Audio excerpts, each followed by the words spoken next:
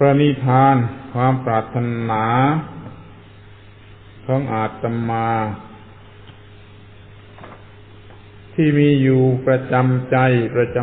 ำตัวนี่มีอยู่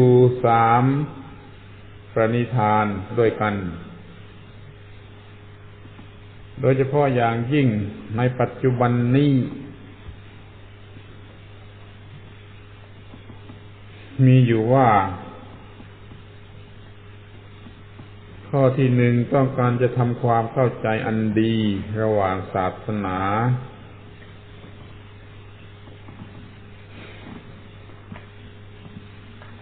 ข้อที่2ต้องการจะดึงเพื่อนมนุษย์เพื่อนสัตว์ทั้งหลายออกมาเสียจากอำนาจของวัตถุนิยมและข้อที่3คือการช่วยให้เกิดความเข้าใจถูกต้องในศาสนาของตนเพื่อให้ได้รับประโยชน์ถึงที่สุด ขอให้ท่านทั้งหลายพยายามทำความเข้าใจว่างานต่างๆที่ทำอยู่หลายอย่างเช่นการพิมพ์โฆษณาทางหนังสือก็ดีการเทศนาสั่งสอนด้วยปากอะไรก็ดีการมีสวนโมกนี่ก็ดีก็เพื่อให้สำเร็จตามปณิธาน3 ประการนี้ทั้งนั้นเลย ความเข้าใจอันดีระหว่างศาสนานั้นเป็นความมุ่งหมายที่กว้างขวางเพราะว่าศาสนามีมากมายหลายศาสนาในโลกนี้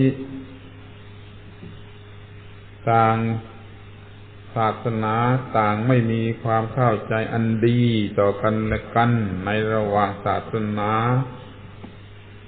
มองดูกันในฐานะอย่างน้อยก็เป็นคู่แข่งขันอย่างมากก็ถึงกับเป็นปรปักษ์เป็นศัตรูคู่ล้างผลาญกันไปเสียก็มี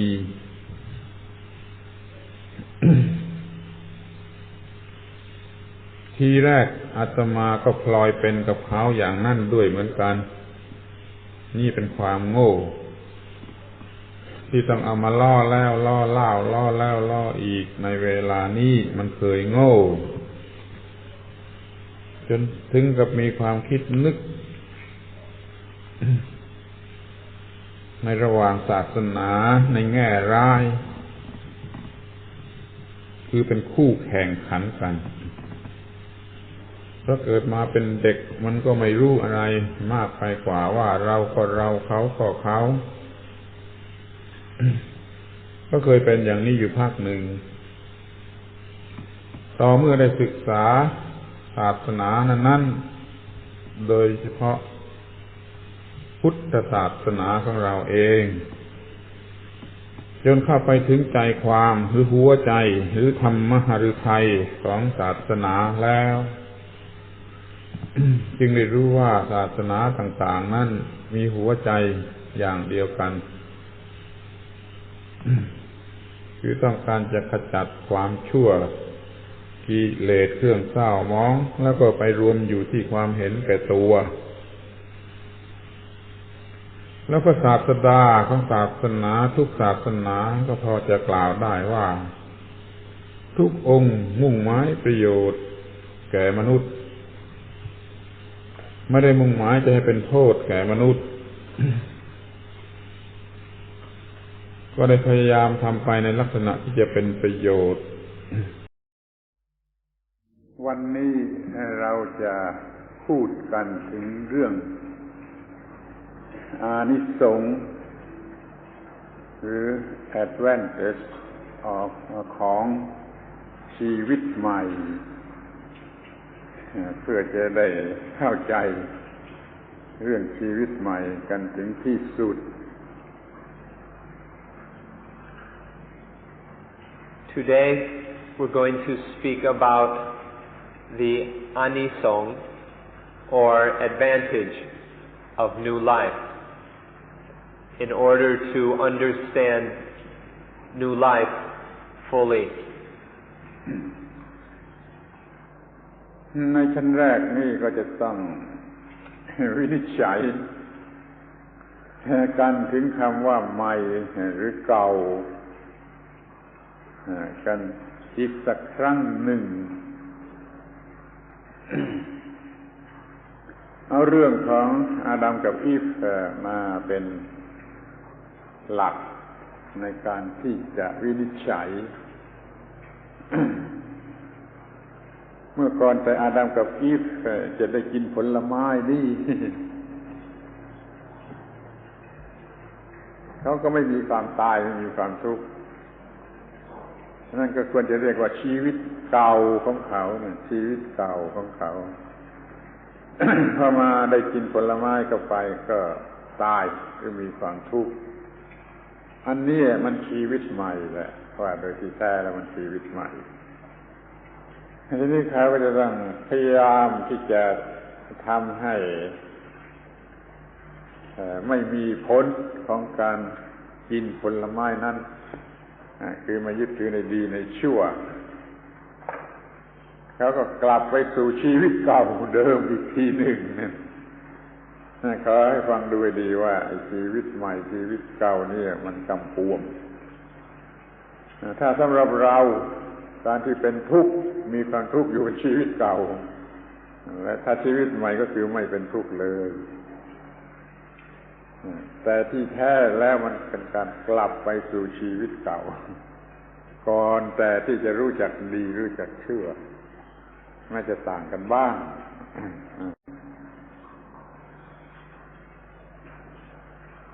We need to reconsider the words new and old a little more. In doing so, we'll take the story of Adam and Eve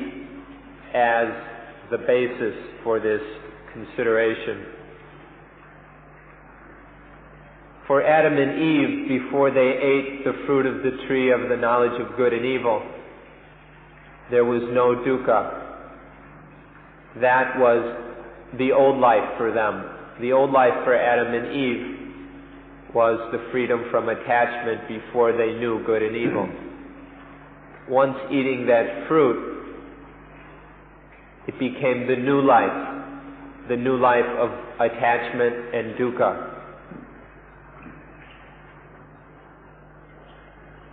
Now for us, we talk the other way around. When we talk about the old life, we mean the old life of attachment and dukkha, because this is all that we've ever known. We don't have memories of life when there was no attachment and dukkha. And so from this attachment to good and evil, we are in the old life, our old life. Through letting go of these attachments,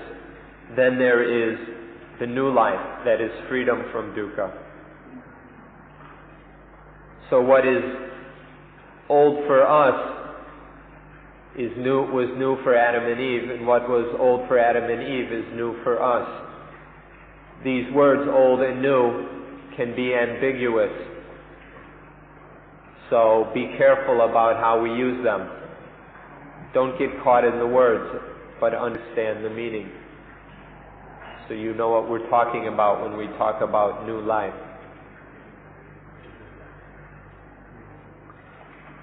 เมื่อเราพูดว่าชีวิตใหม่ในเวลานี้เราก็หมายถึงให้ชีวิตที่เป็นทุกข์หรือมีความทุกข์แล้วก็เราก็จะพยายามให้พ้นหมดจากความทุกข์โดยการมายึดมั่นดีชั่วนี่เราจึงเรียกมันว่าชีวิตใหม่เพราะฉะนั้นคำว่าชีวิตใหม่ในที่นี้ให้เอาเราเดี๋ยวนี้เป็นหลักต่อไปนี้จะได้พบชีวิตชนิดใหม่ที่ไม่มีความทุกข์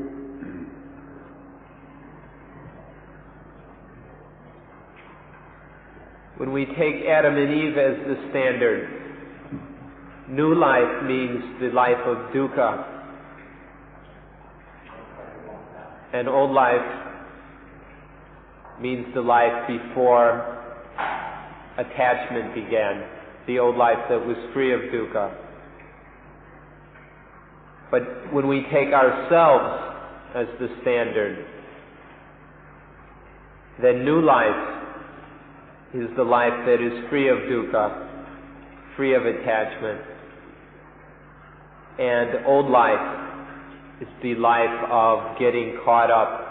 in good and evil, of attaching to good and evil. Oh, yes, and experiencing dukkha because of that.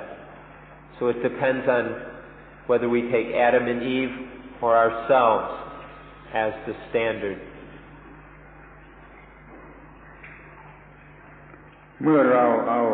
เรื่องของอาดัมกับอีฟเป็นหลักชีวิตใหม่ของเราก็คือเราจะไม่ต้องตาย ไม่ต้องตายเพราะกินผลไม้ดีชั่ว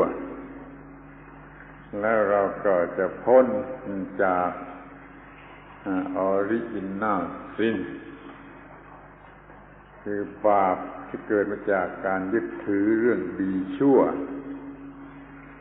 ในการที่เราไม่ต้องตาย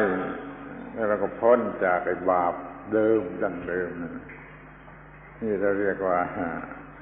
advantage ของชีวิตใหม่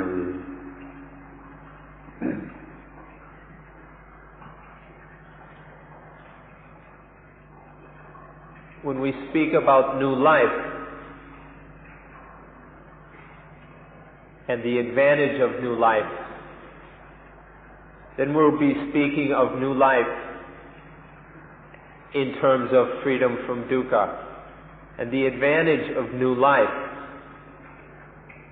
when there is freedom from attachment and dukkha, is that there is no death. The advantage of new life, when we have transcended the old ways of attachment and dukkha and realized new life, that is freedom from death. ที่นี่ก็มาถึง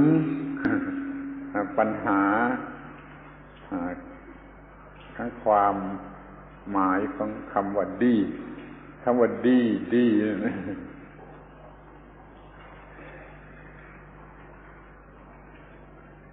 ี๋ยวนี้พวกเราเวลานี้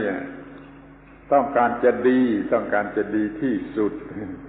ต้องการจะดีต้องการจะดีกว่าต้องการจะดีที่สุดแต่ในคัมภีร์นั่นก็มีว่าถ้ารู้ดีหรือรู้ชั่วหรือยึดถือดียึดถือชั่วแล้วมันเป็นทุกข์คำว่าดีจึงเกิดมีความหมายที่ขัดแย้งกันขึ้น ถ้าเราจะมาเอาดีกันอีกก็คือยึดถือดีชั่วก็จะต้องตายอีกนั่นจึงจะนั่นดังนั้นจึงต้องมีความหมายอันใหม่สำหรับคำว่าดีคือดีที่อยู่เหนือดีไม่ใช่ดีตามธรรมดาเป็นไอ้ relative language ดีอย่างคนธรรมดาเขาพูดกันมันต้องดีอย่าง absolute truth คือว่าเนื้อดียิ่งขึ้นไปกว่าดีพ้นไปกว่าดีในทางพุทธศาสนามันมีคำเรียกสภาพอย่างนั้นคือเรียกว่าว่างหรือพ้นดีหรือนิพพานแต่ยังพูดกันอยู่ในโลกนี้มันก็ยังต้องพูดว่าดีอยู่นั่นแหละเพราะฉะนั้นท่านต้องรู้ความหมายของคำว่าดีเนี่ยมีอยู่สองชนิดคือดีที่ทำให้ตายแล้วก็ดีชนิดที่จะทำให้อยู่เนื้อความตาย งั้นเราจะใช้คำดีคำว่าดีให้มันลำบากกำกวมและพูดกันลำบากอยู่ต่อไปหรือเราจะใช้คำอื่นซึ่งเรียกว่าเนื้อดีหรือว่างกันดีกว่าน่าจะพูดว่าดีที่สุดดีที่สุดมันก็ยิ่งยึดถือมากขึ้นคำว่าดีที่สุดมันก็ใช้ไม่ได้มันต้องใช้คำว่าเนื้อดีหรือดีอีกแบบหนึ่งดีอีกภาษาหนึ่ง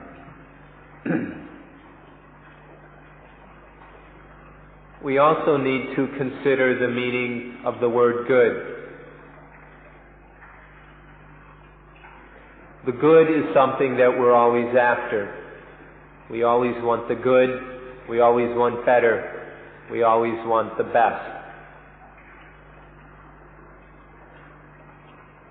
But as it says in the Bible, through knowing good and evil, through attaching to the good and the evil, this just leads to disputes, quarrels, aggression, and argument. Because the more there is attachment to the good, the more conflict and problems arise because of this attachment. So using good, the word good in this way,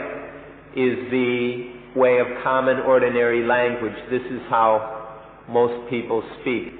using the word good in this way. They're speaking the language of attachment. But that kind of good is not absolute truth. It's only a relative kind of truth, relative to the attachments and limitations of ordinary people. If we become interested in absolute truth, then we have to think of another kind of good. But here we're falling into the problems of the ambiguity of this word good. So we can talk about another kind of good, a kind of good that is above good, the good that is beyond good. Or, to make it easier to avoid this ambiguity, we can use a different word. And in Buddhism, we use the word void or empty. So if we're still interested in the good, then we're still thinking in relative terms. We need to distinguish between two kinds of good. There's the kind of good that leads to death, the good of death, which is the limited, attached to good. And then there's another kind of good,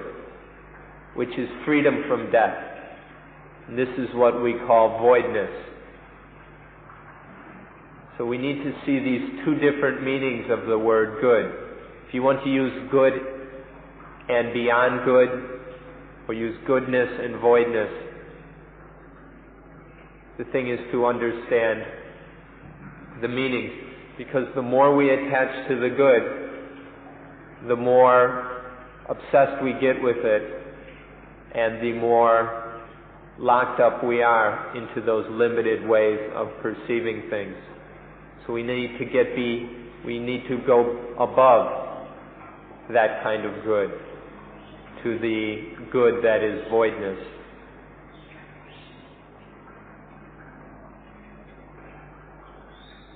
นี่เราจะต้องคิดดูว่าเราจะใช้คำพูดคำไหนดีถ้าเราจะใช้คำว่าดีที่อยู่เนื้อดีคนทั้งหลายเขาก็ฟังไม่ถูกถ้าเขาไม่เคยคิดเคยนึกเรื่องดีที่อยู่เนื้อดีเขาไม่เชื่อความหมายได้ถ้าเราจะพูดว่าว่างหรือความว่างเขาก็รู้สึกว่ามันไม่มีอะไรเลยมันไม่มีอะไรเลยถ้าเราจะพูดว่าดีที่สุดมันยิ่งผิดมากไปอีกผิดที่สุดไปอีกฉะนั้นเราจะพูดกันเดี๋ยวนี้เราจะพูดกันโดยคำไหนถ้าเราเข้าใจเรื่องนี้ดีแล้วเราก็พูดกันโดยคำว่าว่างคำว่าว่าง แล้วเราก็เรียกว่ามันอยู่เนื้อดีตามความหมายทั่วไปขึ้นไปอีกแล้วผู้ที่รู้ผู้ที่มีความรู้เช่นพระอรหันต์เขารู้ว่าที่ว่าดีนี่มันไม่ไหวมันมีปัญหามันต้องการจะอยู่เนื้อดีเขาก็ฟังถูกเมื่อพูดว่าว่างเขาก็ฟังถูกเดี๋ยวนี้พวกเรากำลังศึกษาพูดจากันอยู่อย่างนี้จะใช้คำไหนดีสมาคิดว่ามันจำเป็นที่จะต้องใช้คำว่าว่างว่างแล้วก็วงเล็บว่าเนื้อดีเข้าใจกันอย่างนี้ก็แล้วกัน So we got this dilemma of what words to use and to describe these things. What's the best word to use? If we say beyond good or above good, most people won't understand what we mean by that. They'll listen and be confused because they've never thought of something that is above good. They're so caught up in the good that they've never thought of anything above that. And so they don't understand the meaning. But if we use the word void or empty, these same people will think that we're saying that there is nothing, that there is a vacuum. And so we have to be very careful about the words we use. We have to really consider the best words to use. Because when ordinary people are listening, they easily misunderstand the meaning. But for those who really begin to understand this matter, then they'll see that the word void or empty is the correct word to use. The arahant, the noble ones or the perfected enlightened beings, have seen that the good is it's too much to bear. It causes too many problems. The better, the worse it is, and the best is the worst of all. And so they've seen that the good and the best and the better, that's not it. It's voidness. So if we see this, then we'll see that we need to use, or that the best word to use is void or voidness. But to help people out, we'll say in parentheses above good, just to help clarify it a bit. So we're talking about voidness above good.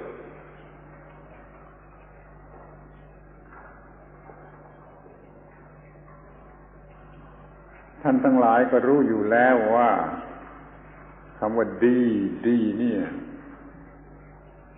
มันมีความหมายเป็น positive นี่ความหลุดพ้นความไม่มีทุกข์เลยนั่นมันต้องอยู่เหนือความหมายของไอ้ positivism และ negativism เราจึงไม่อาจจะใช้คำว่าดีถ้าดีมันเป็น positive ก็เป็นที่ตั้งแห่ง attachment เขาก็เป็นทุกข์ดังนั้นไอ้ดีที่สุดนั่นแหละคือเลวที่สุดไอ้ดีที่สุดมันจะให้ความทุกข์มากกว่าดีตามธรรมดานี่จึงขอแนะว่าเราใช้คำว่าว่างกันแหละดี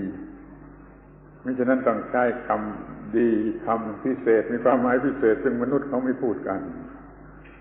จำเป็นหลักง่ายๆว่าเนื้อชั่วก็คือดีเนื้อดีก็คือว่างนั่นเองคือไม่ attach ทั้งชั่วทั้งดีมันก็คือว่าง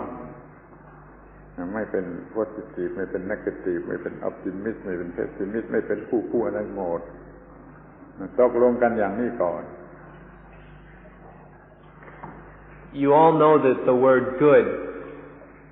is considered positive. Good is a good word. It has positive meaning for us. But liberation, transcendence,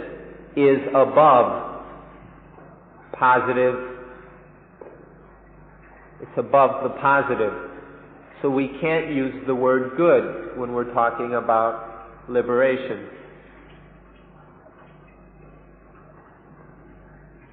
The more we use the word good, the more wicked we get, the more messed up the situation becomes. So we have to use the word void.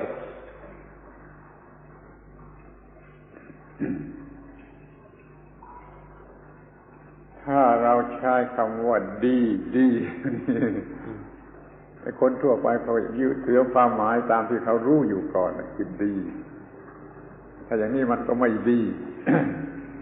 มันก็มีคอนฟลิกต์กันอยู่เรื่อยไประหว่างคำว่าดีสองคำนี่เราเอาเป็นว่าว่างคือเนื้อดีไอ้เนื้อดีคงพูดไม่ได้ในโลกธรรมดานี่คงไม่มีใครฟังถูกเพราะเขาว่าดีเป็นสิ่งสุดยอด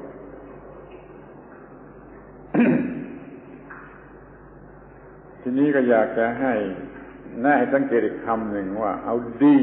ตามธรรมชาติดีตามธรรมชาติ ถ้าไปตามธรรมชาติไม่มีดีไม่มีชั่ว ตามธรรมชาติแท้ๆนะ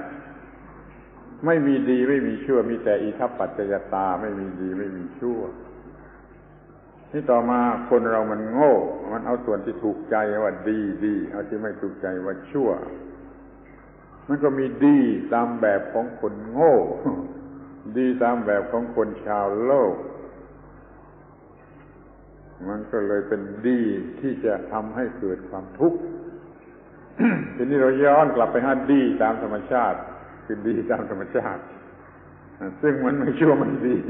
ดีตามธรรมชาติมันไม่ชั่วไม่ดีอย่างนี้ก็ได้แต่ก็ยังสับสนในการพูดอยู่นั่นเอง So we use the word void based on the fairly easy to understand principle that above evil is good and above good is voidness. So we all know that good is better than evil, but there's something above the good. This is voidness. Now if we talk this way around most people, they won't know what we're talking about. We have to be very careful about speaking in this way. If you walk into the market and start talking about above good, people will think you're crazy because to them, there is nothing above the good. The good is the highest thing there is. And so it becomes very difficult when we use this word good. If we say the good is above the good, and they say the good is the good because there's nothing above the good, then we just get into arguments and disputes about this. So we need to be very, very careful. If we want, we can talk about goodness according to nature. If we examine nature, we'll see that there is neither good nor evil. There is just the process of phenomena, of conditioning, according to itappajayata, according to the law of cause and effect. There is only itappajayata, there is neither good nor evil. So to see good in terms of nature is to see it in this way, that there is only itappajayata. But once again, this is still difficult for some people to understand. And so we always have to be careful about how we use this word good. So we can talk about voidness. Itapajayata is voidness.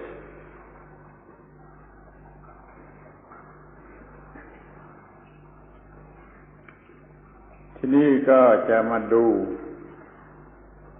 ถึงสิ่งที่เรียกว่าชีวิตถ้าเราจะมีชีวิตชั่วมันก็ไม่ไหวเป็นที่รู้กันอยู่แล้วถ้าเราจะมีชีวิตดีตามแบบที่ยึดมั่นถือมั่นว่าดีมันก็ไม่ไหวคือตายอยู่ตลอดเวลาดังนั้นเราจะต้องมีชีวิตว่าง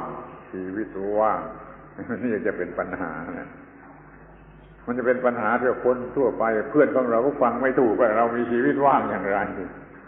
เราจะต้องบอกเขาว่ามันอยู่เนื้อชั่วเนื้อดีเนื้อชั่วนี่เข้าใจว่ามันจะแน่นอนลงไปว่าชีวิตว่างเนื้อดีเนื้อชั่วถ้ายังใช้คำว่าดีแล้วมันก็คอนฟิวส์คอนฟลิกต์ขึ้นอยู่กับไอ้คำที่เพื่อนของเราพูดกันอยู่ก็รู้เรื่องกันไม่ได้คือต้องพูดกันนานแล้วทำความเข้าใจกันไม่ได้ก็ทะเลาะกันแล้วก็เถียงกันแล้วก็ไม่พูดกันแล้วก็โกรธกันมันจึงใช้ไม่ได้แล้วเป็นยุติว่าเราจะใช้คำว่าว่างคือดีตามธรรมชาติคือว่าง So now let's consider life. We all know that a wicked life is terrible. It's unendurable. But we also now understand that the good life, or a good life, is also too much to bear, because in the good life, one is dying constantly. One dies all the time. And so we need to be above evil and above good, beyond good, beyond evil. That is void. So if we talk about a life that is void, most of our friends won't know what we're talking about. And so we have to be careful just as much with this. It will take a while, maybe a long time of patience, of trying to create understanding between us until our friends will begin to understand what we mean by a life that is void. If we're not careful, when we use these words, there'll be arguments, disputes, confusion, and we'll get mad at each other and then never speak to each other again. That's not the right way. So we need to use these words carefully and patiently work to bring understanding between us. So we talk about the life that is void, which is the good life in terms of nature. Good in terms of nature is voidness, is itapajayata. So we need to see life in this way, that wicked life is too much for us to handle, and that the good life is also constant death, but that the empty life, the void life, is what is beyond good, beyond evil, and beyond death.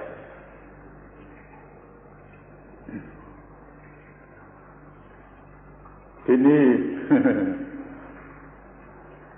สมมติว่าเราจะใช้คำว่าชีวิตว่างหรือว่างซึ่งมีความหมายที่อธิบายกันมาแล้ว แต่ก็รู้สึกว่าท่านทั้งหลายแม้ที่นั่งอยู่ที่นี่ท่านทั้งหลายแม้ที่นั่งอาจจะไม่ชอบก็ได้ เพราะท่านจะมีความรู้สึกเดิมๆติดมาแต่เดิมว่าไอ้ว้อยเนี่ยมันมีลักษณะเป็นเนกาทีฟถ้าเข้าใจว่าว้อยเป็นเนกาทีฟแล้วก็ผิดไอ้ว้อยเนี่ยมันต้องไม่โพสิทีฟและต้องไม่เนกาทีฟโดยเฉพาะคำว่าว้อยในพุทธศาสนานั่นมันก็คือเนื้อดีเนื้อชั่วเนื้อบุญเนื้อบาปเนื้อสุขเนื้อทุกข์เนื้อของเป็นผู้ทุกผู้เพราะมันเนื้อเป็นผู้แล้วแต่แล้วมันไม่มีลักษณะเป็นโพสิทีฟหรือเนกาทีฟนั้นเมื่อเราใช้คำว่าว้อย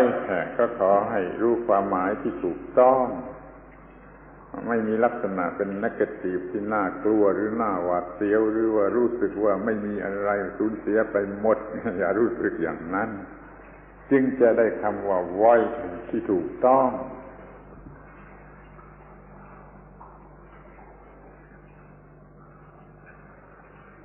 Now, many of you should know, at least in the terms of words and intellectual understanding, what we mean by the word an empty life or a void life, because we've just explained it. But even though we've explained it clearly, you still may not like this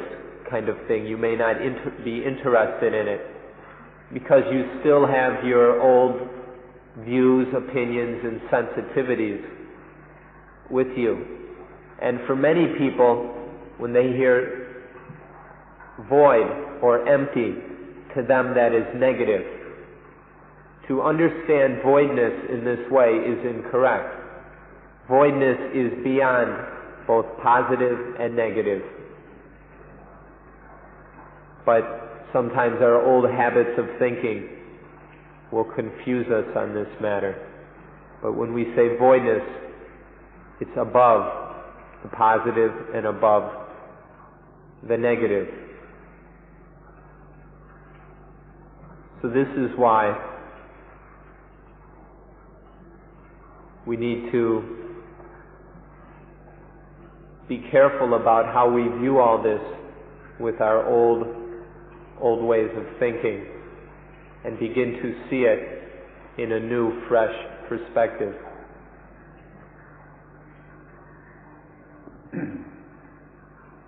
และให้เข้าใจให้ชัดเจนว่าคำว่าว้อยเนี่ยไม่มาอยู่ในคู่ opposite แท้ opposite เนี่ยไม่มีคำว่าว้อยเพราะว่าว้อยนี่มันไม่มีคู่เมื่อมันว้อยแล้วมันจะไปคู่กับอะไรได้คือมันไม่มีคู่มันเลยไม่เป็นคู่ไม่มีคู่อันนี้คืออิสระคือหลุดออกไปหรือเป็นอิสระหรือว่าพ้นเราก็จะได้รับประโยชน์รับอานิสงส์คืออิสระคือพ้นจากดีชั่วและแพ้เอาoppositeทุกคู่ทุกคู่นี่ประโยชน์ของชีวิตใหม่โดยหลักพื้นฐานทั่วไปโดยหลักพื้นฐานทั่วไปว่า advantage ของไอ้ชีวิตใหม่นี่มันก็คือไว้แล้วก็อิสระหลุดออกไปจากความผูกพันใดๆไม่มีอะไรผูกพันควรจะถือว่าเป็นในอานิสงส์อย่างสูงสุดหลุดพ้นจากความผูกพัน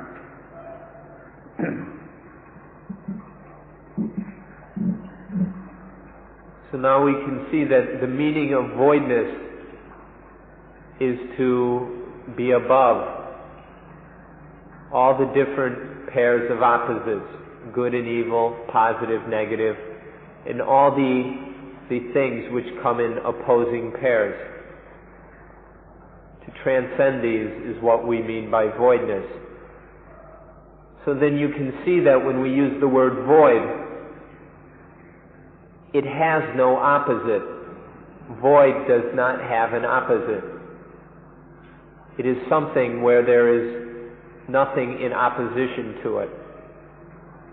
There's just voidness. And so realizing voidness and emptiness is to transcend,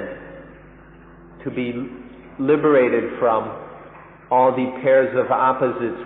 which bind us these dualistic ways of viewing things tie us up, they bind us and chain us. To transcend these pairs of opposites is to be free. This is the meaning of freedom and liberation. It's to go beyond all these pairs of opposites, to transcend them so that the mind is free. This is the advantage of new life. New life is the life that is void, the life that is free, that is no longer tied up and bound by the very many pairs of opposites. So when we talk about new life in terms of fundamental principles, in terms of the basic principles, this is the advantage of new life. It's liberation and freedom.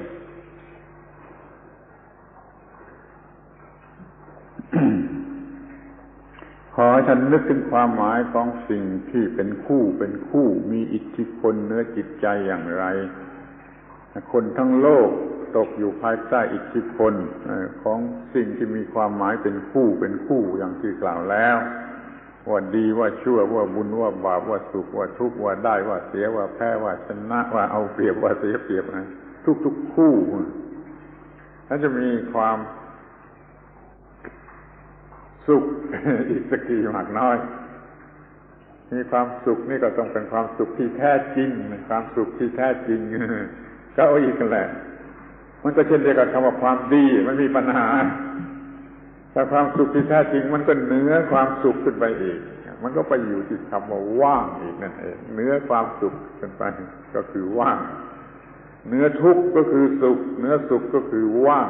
เหนือชั่วก็คือดีเหนือดีก็คือว่างถ้ามันออกไปถึงที่สุดของความหลุดพ้นจริงๆมันก็คือว่างเราก็จะได้สิ่งที่เรียกว่าความสุขชนิดที่แท้จริงสุขซึ่งไม่โพสิทีฟและไม่เนกาทีฟอีกเนี่ยคนทั้งหลายจะไม่เข้าใจเพราะคนทั้งหลายเขาจัดความสุขเป็นโพสิทีฟกันจะหมดแล้วนี่เรามีความสุขที่แท้จริงที่เหนือความสุขที่เหนือความสุขซึ่งเรียกว่าว่างนี่ก็เป็นadvantage ของชีวิตใหม่ได้ความสุขที่แท้จริงที่เหนือความสุขที่เป็นความว่าง So if we look and see the influence which the pairs of opposites have over us, we'll begin to see all the dukkha in being caught up and bound by all these pairs of opposites. To be free of that is the voidness. To be free of all the pairs of opposites, of good and evil, winning and losing, positive and negative, pessimism and optimism, getting, losing, male, female, hot, cold, debt, loss, advantage, disadvantage. To go beyond all these is the voidness. Even with something like happiness, it's the same story. Happiness, for most people, is considered to be something positive. Happiness is good. That's how most people think. But if we say that genuine happiness is beyond happiness, then they have the same problem as they have with the word good. Happiness is above unhappiness, but voidness is above happiness. So if we say that genuine happiness is voidness, people are confused, just the same as when we say above evil is good, above good is void. That genuine good is void. People just aren't willing or aren't able to see what this means. But to get beyond true happiness, the true good, is void. when we say that happiness isn't really happiness, but it's dukkha, people are confused by this because generally they see happiness as positive and dukkha as negative. And so if we say that happiness is dukkha, people will say that that's pessimistic. But they're missing the point. The point is that true happiness is that the regular, common kind of happiness that they're thinking about is always caught up in dukkha. These two, you can't have one without the other. They're inseparable. So to really be free of dukkha, we need to go beyond happiness as well. And that's the voidness. The voidness is neither pessimistic or optimistic, neither positive or negative. It's void. It's free of all these opposites.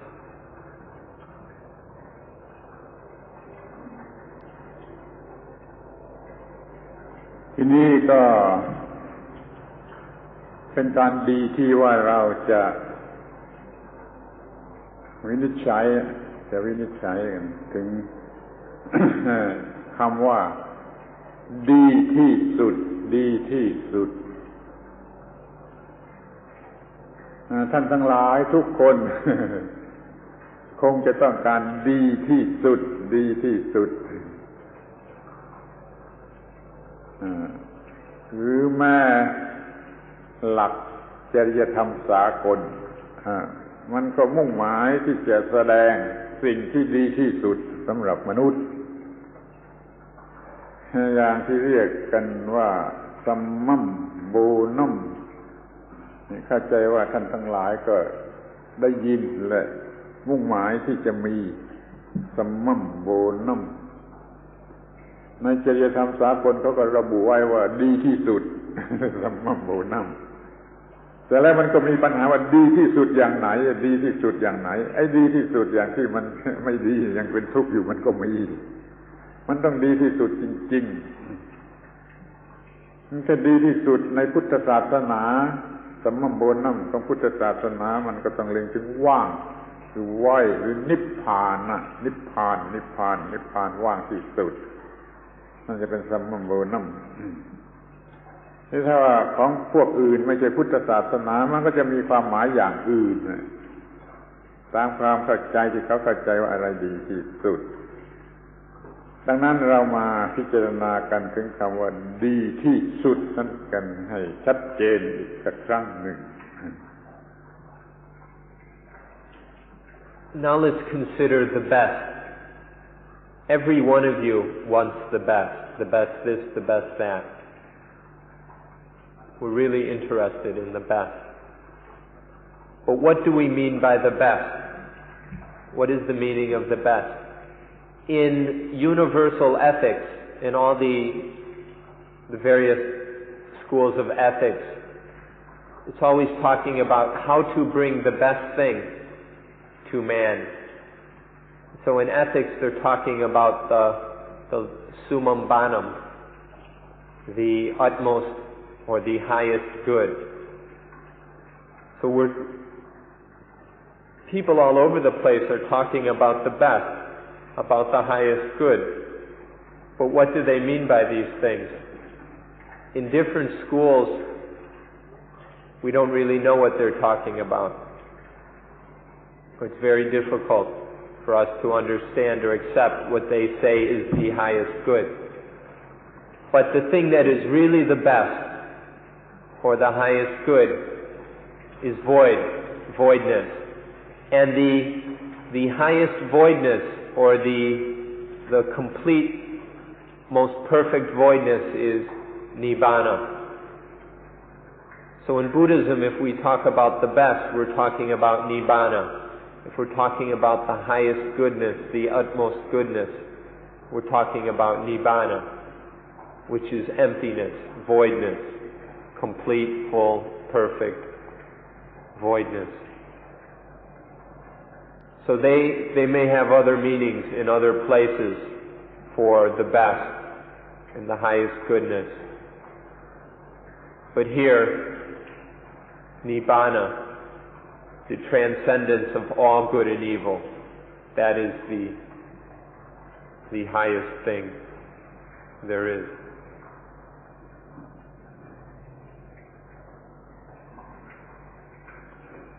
สำหรับคำว่าดีที่สุด ในภาษาไทยก็มีปัญหาอย่างเดียวกันเลยเพราะมันมีคำพูดที่พูดได้ว่ายิ่งดีมันก็คือยิ่งบ้ายิ่งดีที่สุดมันยิ่งบ้าที่สุดเราสงสัยไอ้คำว่าคำภาษาละตินที่ว่าซิมมัมโบนัมเนี่ยซัมมัมโบนัมเนี่ยมันจะแปลว่าเบสหรือมันจะแปลว่าอัตโมสแล้วภาษาอังกฤษที่ว่าเบสกับอัตโมสมันเท่ากันหรือเปล่าชักจะสงสัยว่าอัตโมสมันคงจะสูงกว่าดีกว่าเหนือกว่าเบสก็ได้อาตมาไม่รู้ภาษาอังกฤษเพราะไม่ใช่คนอังกฤษแต่รู้ว่าเขาใช้กันอยู่อย่างนั้นก็ชักจะสงสัยถ้าคำว่าอัตโมสมันดีกว่าคำว่าเบสแล้วมันก็จะพอใช้กันได้ไม่จะพูดเป็นภาษาธรรมดาว่าอะไรดีที่สุดของมนุษย์มันเกิดต้องพ้นปัญหาทั้งหมดพ้นความทุกข์ทั้งหมดไม่มีอะไรเป็นสิ่งเลวร้ายอยู่ขอให้บัญญัติความหมายของคำว่าดีที่สุดนี่ให้ถูกต้องว่ามันควรจะเป็นความหมายของคำว่ายิ่งกว่าดีเหนือขึ้นไปกว่าดีเหนือขึ้นไปกว่าดีใช่ไหมจึงจะเป็นอัตโมทูตเนี่ยขอทำความเข้าใจในข้อนี้กันก่อน So with this word the best in Thai there's basically the same kind of problem.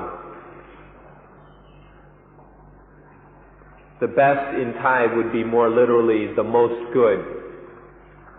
And so the more and more good something is, we say, the crazier and crazier it is.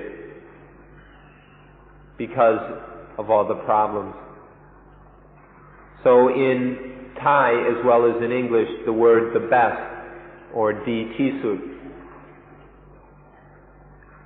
is a real problem. And this is what caused us to start thinking about the Latin phrase summum bonum, wondering summum bonum, this utmost good, is utmost higher than the best. Now, we're not that good at English, so we're not really sure if utmost is something that's higher, that's above the best. But we think that it's possible that it is, so we're using this word summum bonum with the understanding that the utmost good is beyond the best, because utmost is beyond the best. And so the utmost good, the summum bonum, we can use this in hopes that it will be more easily understood by people. And then we can say that the utmost good is beyond the best. And maybe this will make sense to somebody. And say that the utmost good is voidness, is nibbana.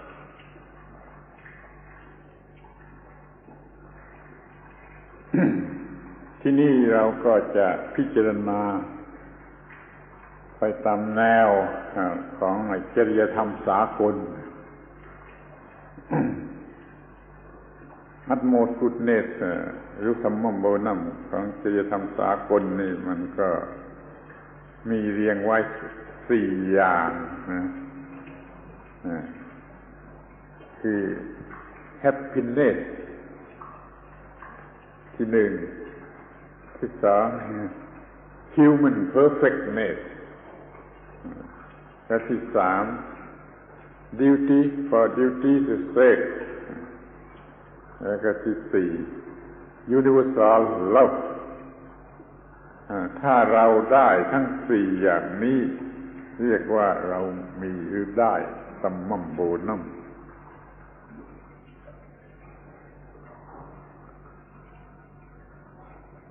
So let's look at this word sunambanam a little more from the point of view of universal ethics. According to universal ethics,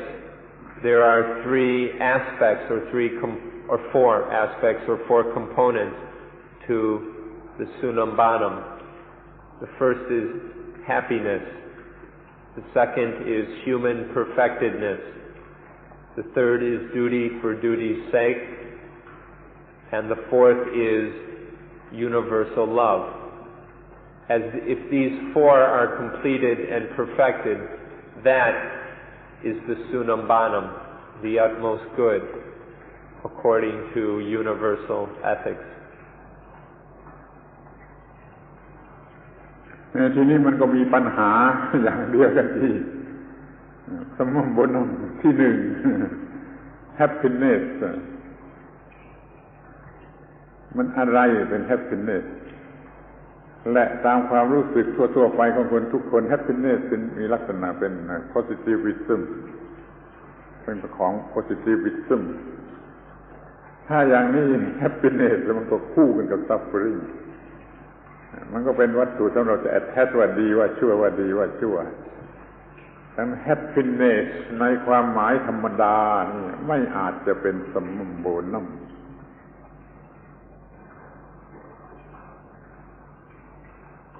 And so we've got the same problem once again, even with this explanation of sunambanam, because the first component is happiness, which we've already discussed.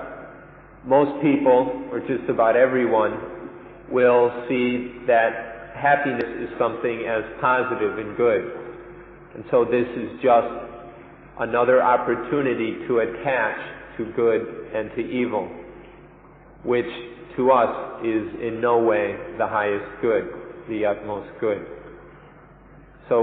it's very difficult to accept that happiness is the sunambanam.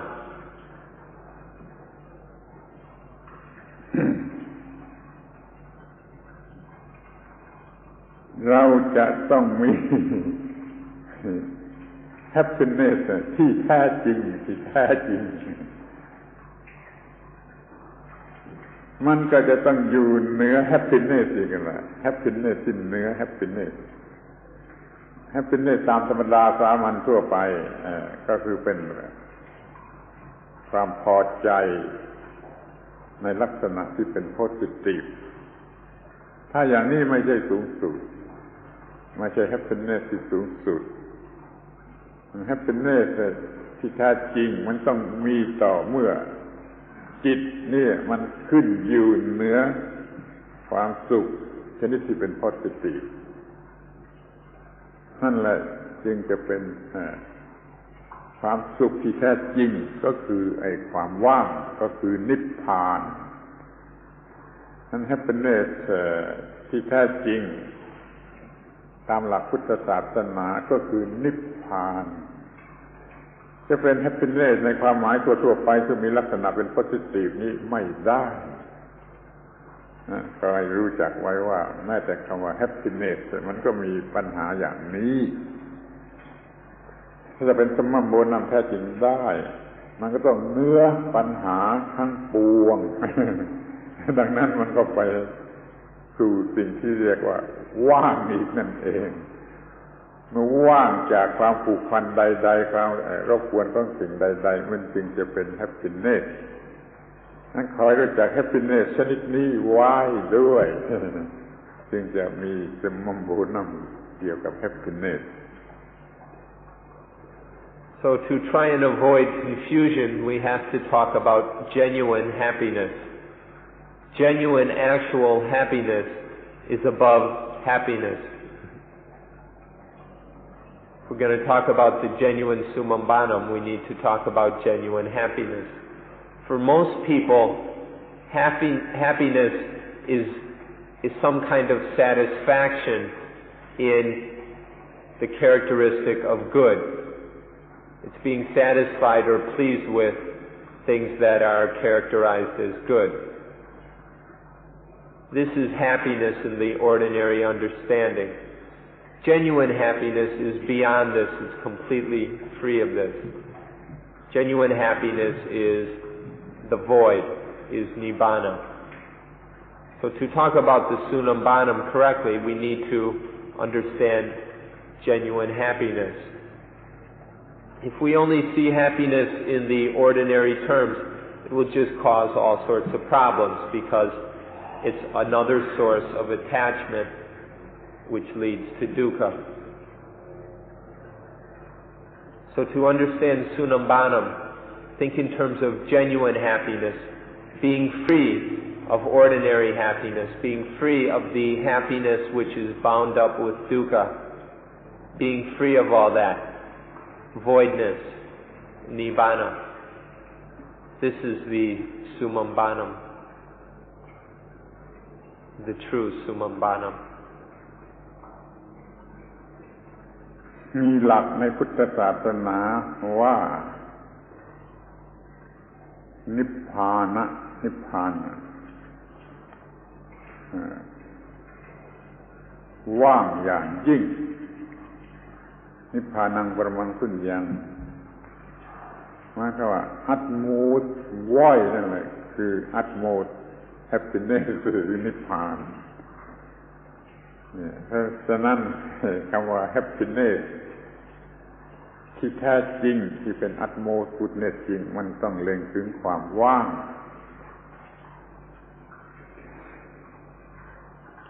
In Buddhism, we have the very fundamental principle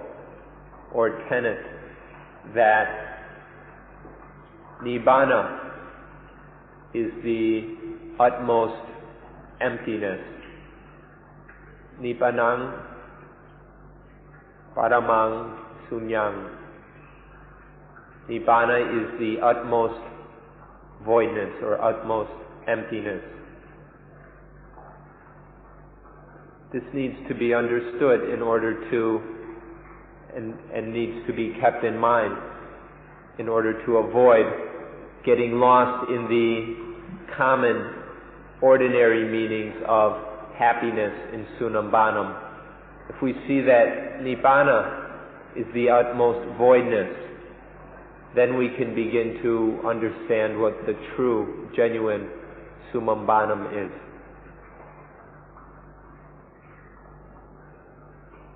มาถึงตรงนี้เกิดนึกขึ้นมาได้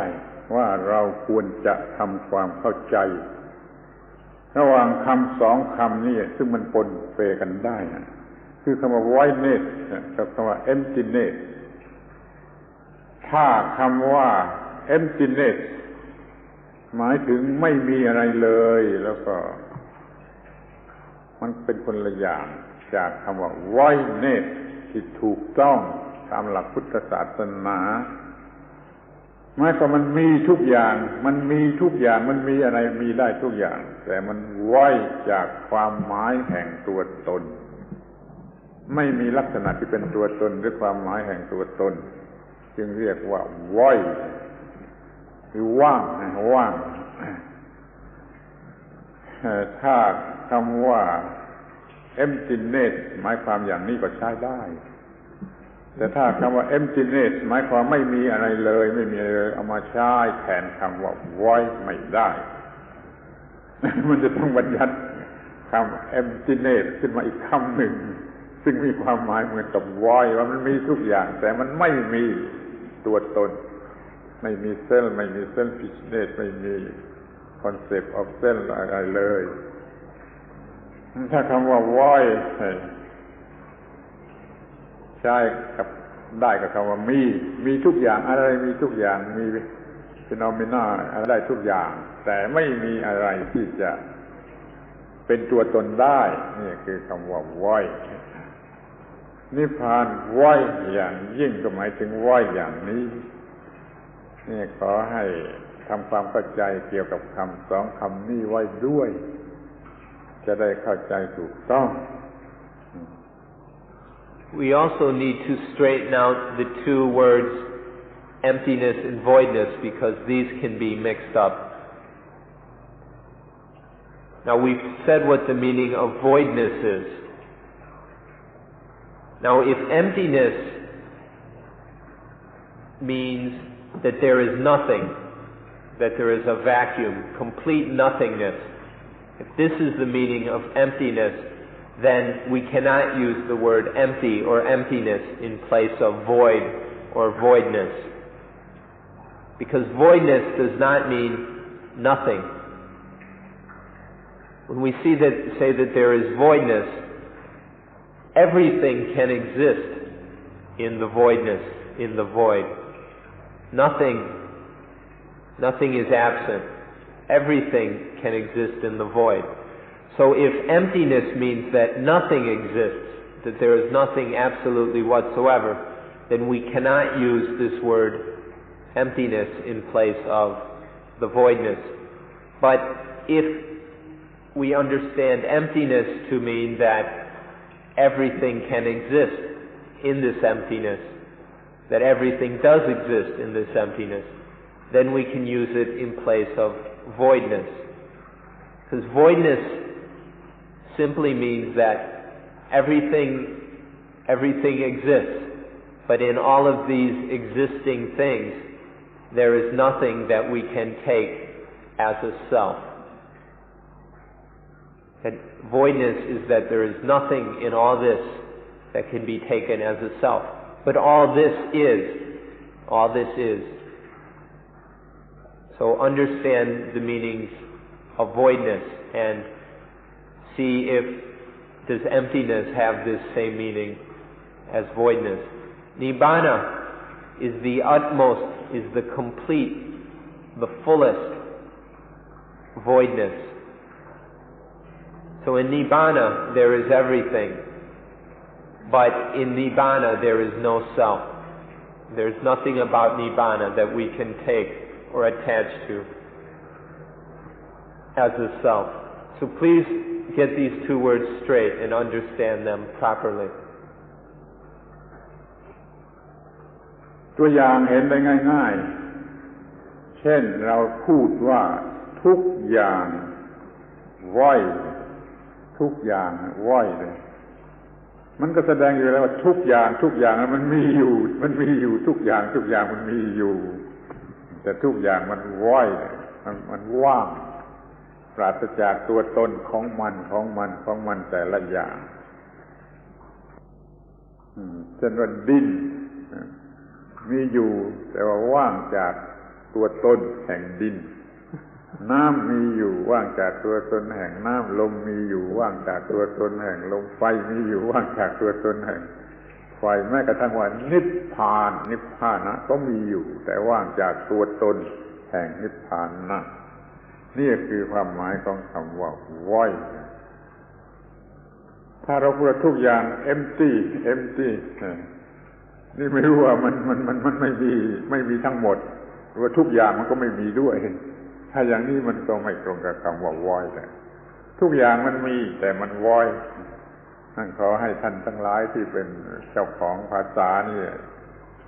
ทำความเข้าใจเอาเองว่าไอ้ voidness กับ emptiness มันยังไงกันอยู่มันจะให้ความหมายที่ถูกต้องได้อย่างไรเพื่อความปลอดภัยขอแนะให้ใช้คำว่า voidness หรือว่าง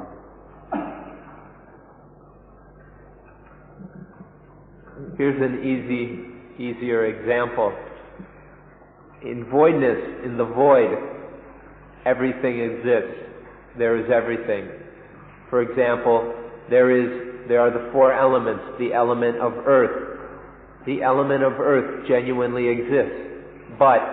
there is no self. There is no earth self, or no self of earth in that. And the element of water exists. This element of cohesion genuinely, truly is in the void. However, it is void in that it has no self. There is no water self or self of water, no permanent essential essence of water. And the same with the elements of wind and fire. These genuinely exist. All these elements exist. But they are void of self. So the words emptiness and voidness, it's up to you, you native speakers of English, the owners of this language,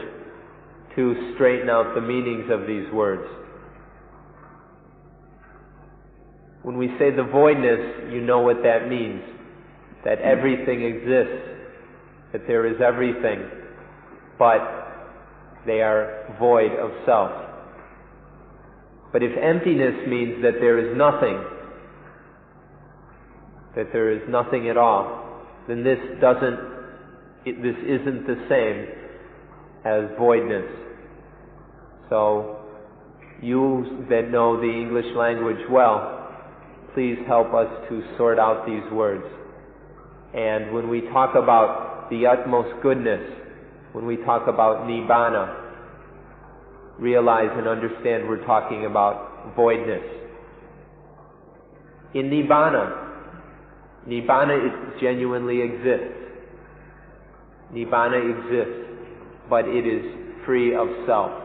There is no self in nibbana.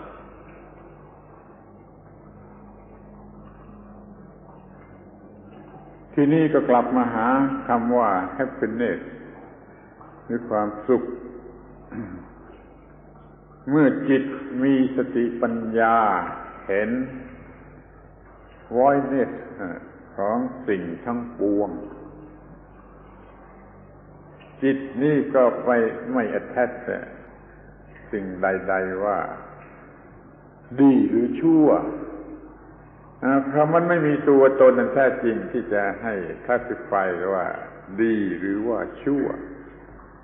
ดังนั้นจิตจึงไม่ยึดถือดีและชั่วเพราะเหตุนั้นจิตจึงมีความสุขที่แท้จริงที่เหนือความสุขตามธรรมดานี่เป็นว่าแม้แต่สิ่งที่เรียกว่าความสุขก็ต้องเป็นความสุขชนิดที่ไม่ยึดมั่นถือมั่นในเรื่องดีในเรื่องชั่วไม่มีปัญหาเรื่องดีเรื่องชั่วเหลืออยู่อีกต่อไปจึงจะเป็นอัตโมสความสุข So when we're talking about nibbana, the utmost goodness, understand that we're talking about this voidness where there is no attachment to good or to evil, to happiness or unhappiness. It's complete freedom from all self and from all attachment that gives rise to self. So if we say that nibbana is the utmost voidness, realize that things actually exist. Nibbana exists. It's something real, but it is empty, it is void of self. Or if we say that nibbana is the utmost happiness, then understand what kind of happiness we're talking about. We're not talking about the common, ordinary happiness that most people are talking about. We're talking about genuine happiness that is above both happiness and unhappiness. This kind of happiness is also void. This happiness that is beyond happiness is also void. It has no self. There is in it no self. It has no opposite. But this thing really exists. So we talk about nibbana. We talk about the utmost good. And these are all the void, where there is no attachment to good or to evil, to positive or negative, or anything. And so the self does not arise. ขอให้จำคำพูดที่ประหลาดไว้เป็นหลักก็ได้ว่าความสุขที่แท้จริงนั้นมีต่อเมื่อไม่ attach ความสุขว่าเป็นความสุข สุขที่แท้จริงก็ต่อเมื่อไม่ attach ความสุขว่าเป็นความสุขถ้า attach เป็นความสุขมันก็เป็น positive ซึ่งเป็นคู่กับ negative ก็มีปัญหาเรื่อยไปนั่นเมื่อไม่ attach ความสุขว่าเป็นความสุขนั่นแหละคือความสุขที่แท้จริงควรจะถือเป็นสัมมัมโบนัมในลักษณะอย่างนี้เขาจะถือกันอย่างนี้หรือไม่ทราบแต่ถ้าเราชาวพุทธอธิบายเรื่องนี้เข้าใจเรื่องนี้ก็จะเข้าใจอย่างนี้ว่ามันเป็นความสุขที่แท้จริงต่อเมื่อไม่ attach ดีไม่ attach ชั่วไม่ attach ความสุขว่าความสุขไม่ attach ความทุกข์ว่าความทุกข์เห็นว่ามันว่างด้วยกันทั้งความสุขและความทุกข์ So here's something easy to remember. Please remember this. The supreme happiness is when we don't attach to happiness as happiness. The supreme happiness is when there is no attachment to happiness as happiness. This is the meaning of, this is the sunambanam. You can take this meaning of genuine happiness as the sunambanam. When we attach to happiness as happiness, then that is not voidness, that is not freedom. When we attach to dukkha as dukkha, that is also not freedom, and there is no happiness in that. But to neither attach to happiness as happiness or dukkha as dukkha, that is the supreme happiness. That is the utmost good. So we can take this as our meaning of the utmost good, the sunambanam. When there is no attachment to happiness as happiness, that is the supreme, the utmost happiness. Please remember this. พอมาถึงตอนนี้ก็อยากจะให้อธิบายคำว่า supreme กับคำว่า real ให้ชัดแจ้งอีกทีถ้า supreme มันถึงหมายดีที่สุดยิ่งที่สุดมันก็จะไม่ใช่ happiness ก็ได้นี่ขออธิบายคำว่า real กับคำว่า supreme ให้ชัดเจนว่ายึดถือไม่ได้ attach ไม่ได้ทั้ง supreme ทั้ง real แต่ถ้าจะพูดให้มันเป็นธรรมดามีเหตุผลก็ยังจะต้องพูดว่า real มากกว่าจะพูดว่า supreme มั้ง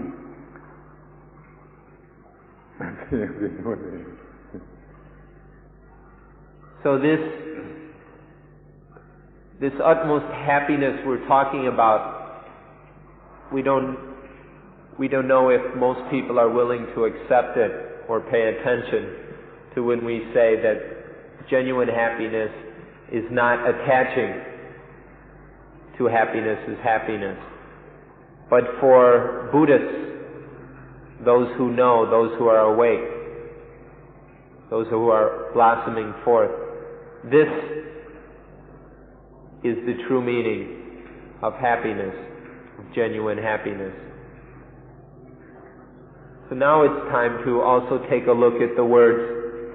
supreme and real or genuine. Many people would say that the supreme is the same as the best.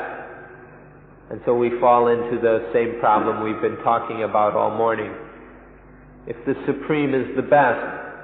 then it's just the ordinary, unsatisfying dukkha kind of happiness. It can't be depended on.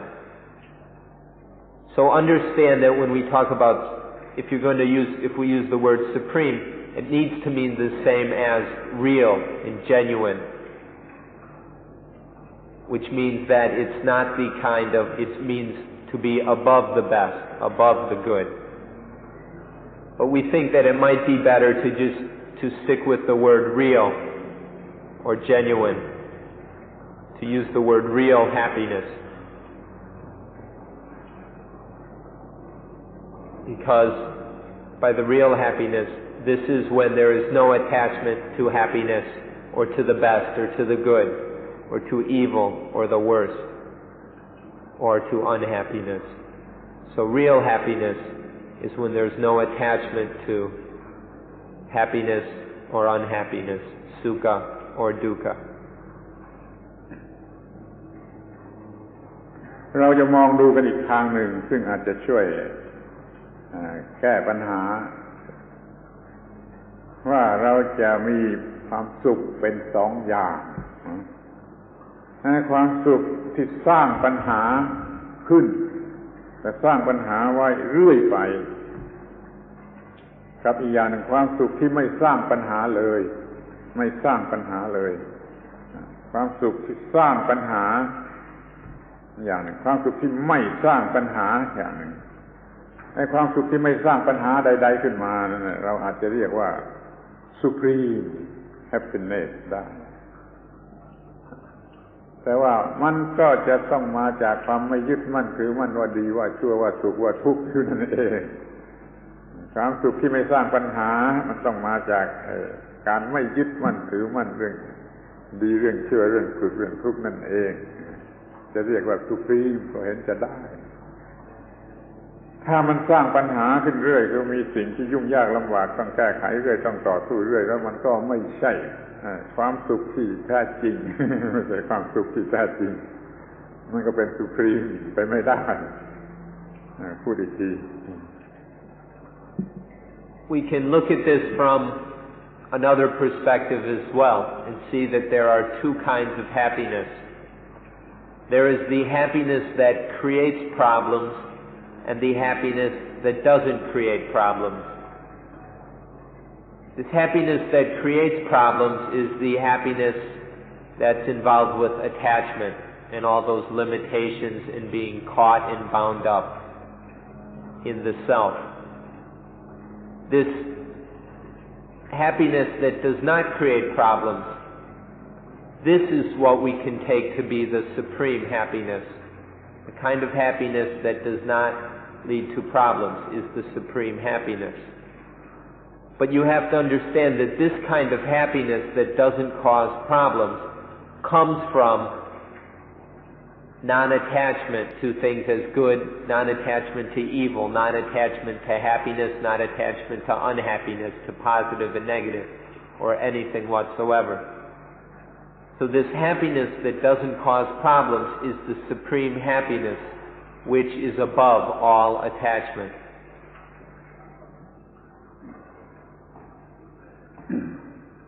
This we can also say is real, genuine happiness.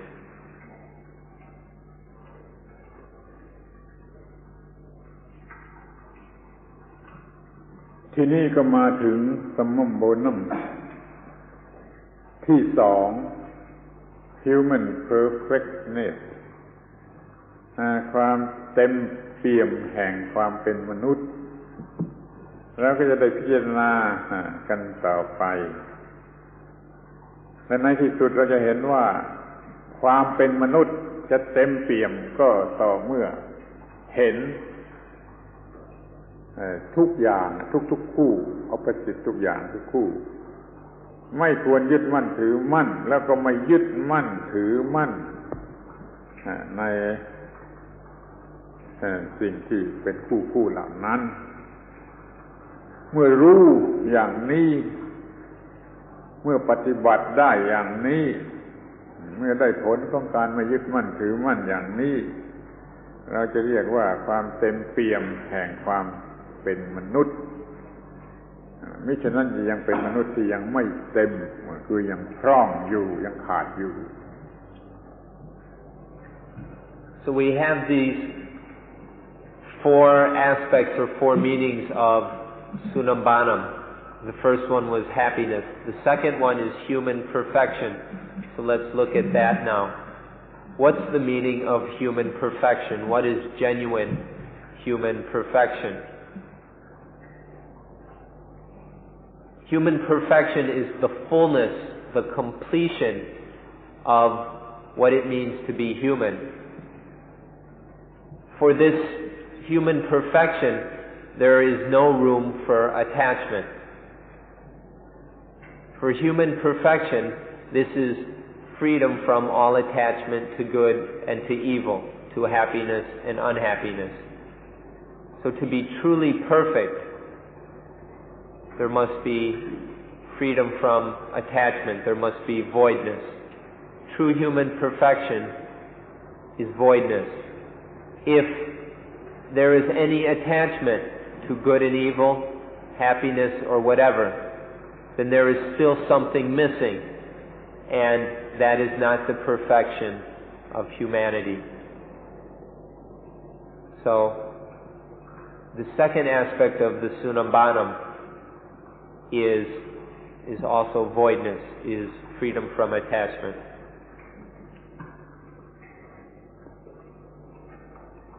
ในเมืองไทยนี่ถ้ามีใครว่าเราว่าท่านเป็นคนที่ไม่เต็มท่านเป็นคนที่ไม่เต็มนี่เป็นคำด่าสูงสุดนี่เป็นคำด่าอย่างยิ่งเป็นคำด่าสูงสุด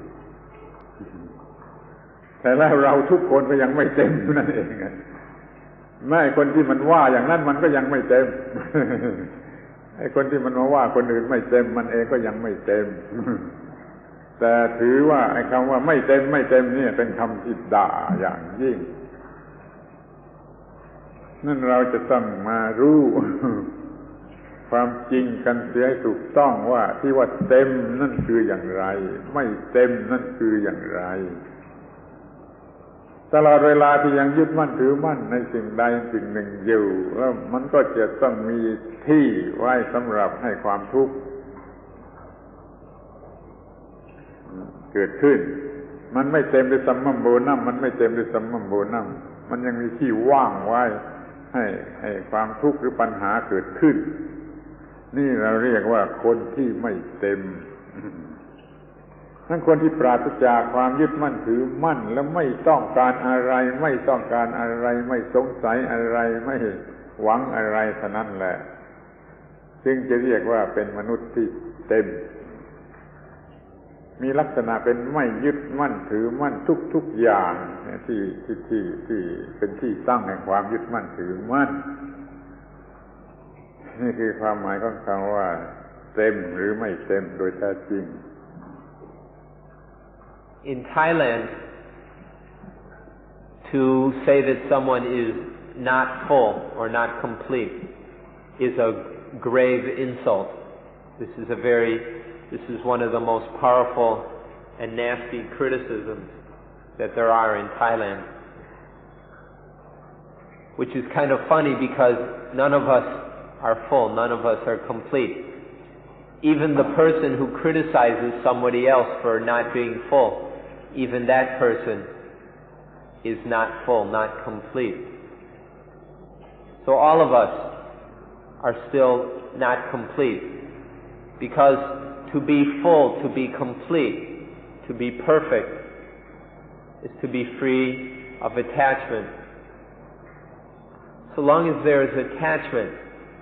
to anything whatsoever, even the smallest attachment, then there is still an opening for dukkha to arise. And so that is not fullness, that is not perfection. So though we may insult each other as being incomplete or imperfect, we have to look and see that all of us are in the same shape. We're still attaching, we're still susceptible to dukkha. To be free of all that, all the attachment in dukkha, is the true meaning of fullness, the true meaning of perfection. So we need to understand what we mean by fullness or completeness, by perfection, and that this is voidness, is freedom from all the problems and hassles. This is what it means to be full or complete.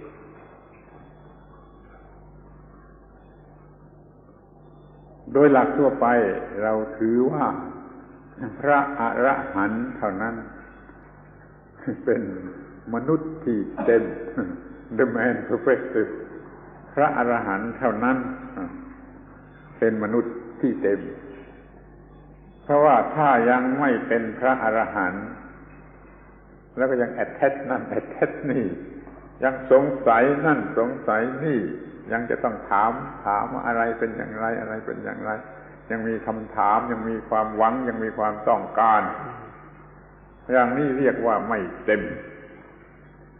พระอรหันต์ไม่มีสิ่งเหล่านี้เลยจึงถือว่าเป็นมนุษย์ที่เต็ม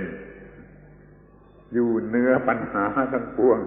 อยู่เหนือความทุกข์ทั้งปวงนี่เรียกว่าคนที่เต็ม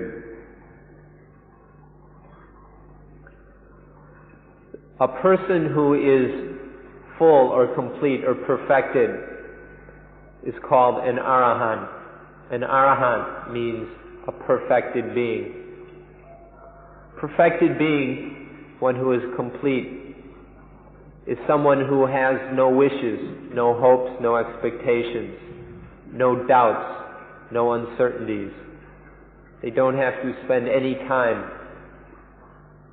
in doubt and confusion about what to do, about what is. They have no expectations and no hopes and wishes. This is the meaning of an arahant, of a person who is complete, who is perfected. Somebody who is not yet full, not yet perfected, still has doubts and confusion about what one is, about what to do,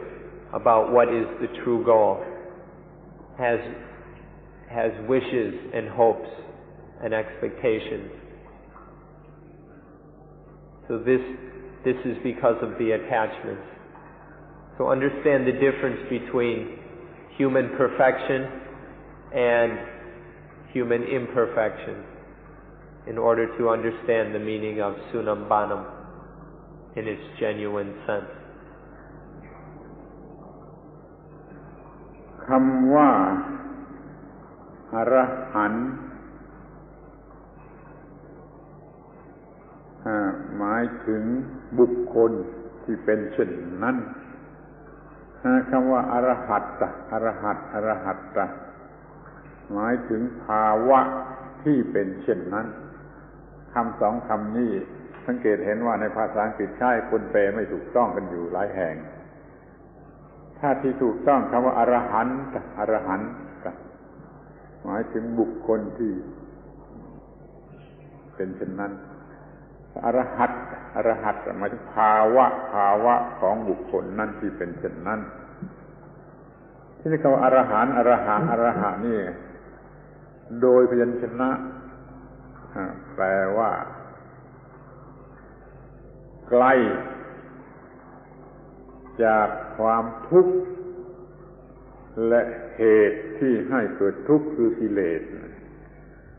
ไกลจากความทุกข์และกิเลสซึ่งเป็นเหตุให้เกิดทุกข์ก็จะพูดว่าไกลจากกิเลสและความทุกข์ได้เหมือนกันตามพยัญชนะตัวหนังสือแปลว่าเป็นอย่างนั้นคำว่าไกลในที่นี้แต่มันก็มีความหมายอยู่ ความทุกข์มันก็มีอยู่ตามธรรมดาในโลกแต่อย่ามามีที่ฉันก็แล้วกันฉันอยู่ใกล้จากกิเลสจากความทุกข์โดยประการทั้งปวงนี่เป็นความหมายที่ถูกต้องทางลอจิกที่สุดแต่มันก็ความหมายก็คล้ายๆกับคำว่าไม่มีความทุกข์ไม่มีเหตุให้เกิดทุกข์แต่ตัวหนังสือแท้ๆให้ความหมายดีกว่านั้นว่าไกลอยู่ไกลจากความทุกข์และเหตุให้เกิดทุกข์นั่นจึงไม่มีปัญหาเกี่ยวกับความทุกข์หรือปัญหาใดๆทั้งสิ้นทั้งหมดนี้ก็เพราะว่าพระอรหันต์นั้น หมดความยึดมั่นถือมั่นหมดกิเลสที่เป็นเหตุให้ยึดมั่นถือมั่น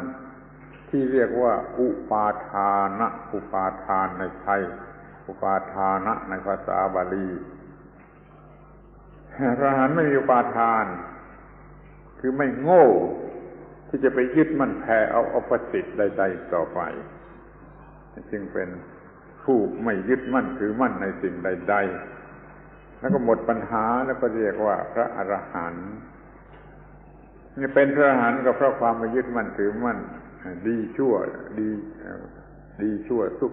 คู่ที่จะยึดมั่นไม่มียึดมั่นนี่ขอให้รู้จักพระอรหันต์ว่าอย่างนี้ The word arahant is often translated improperly. Arahant, A-R-A-H-A-N-T, or T-A. The meaning of arahant or arahanta is one who is that way, or one who is such, like that, or such, one who is such. This is the meaning of arahanta. Or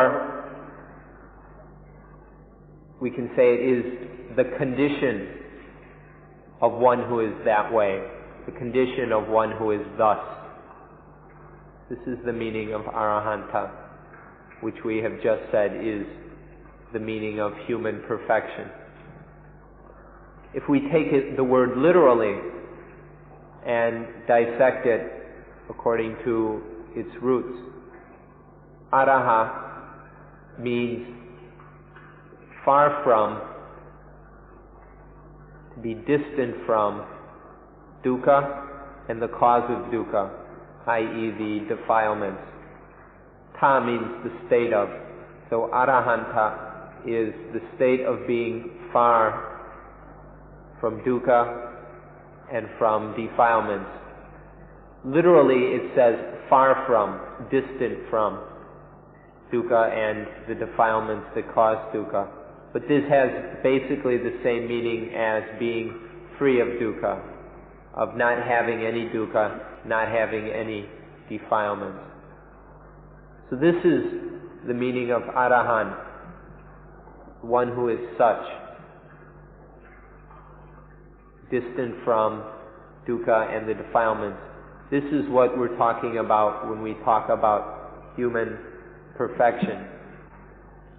An arahanta is this way because there is no attachment. Attachment gives rise to defilements which cause dukkha. For an arahant, there are no attachments to anything as mine, as I, as me, as myself. And so one is far from dukkha. An arahant is far from dukkha. There may be dukkha in the world, but the arahanta is far from that dukkha. So this is the correct meaning of arahanta, which is human perfection, the second sunambanam.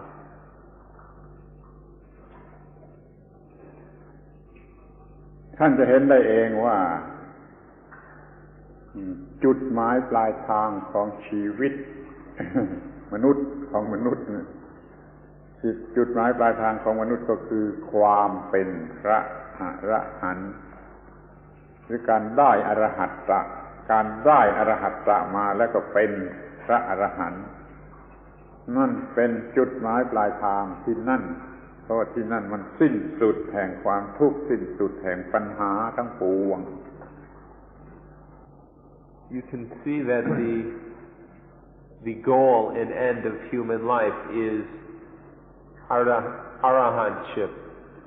to be an arahanta, to be an arahant. To be an arahant is to be free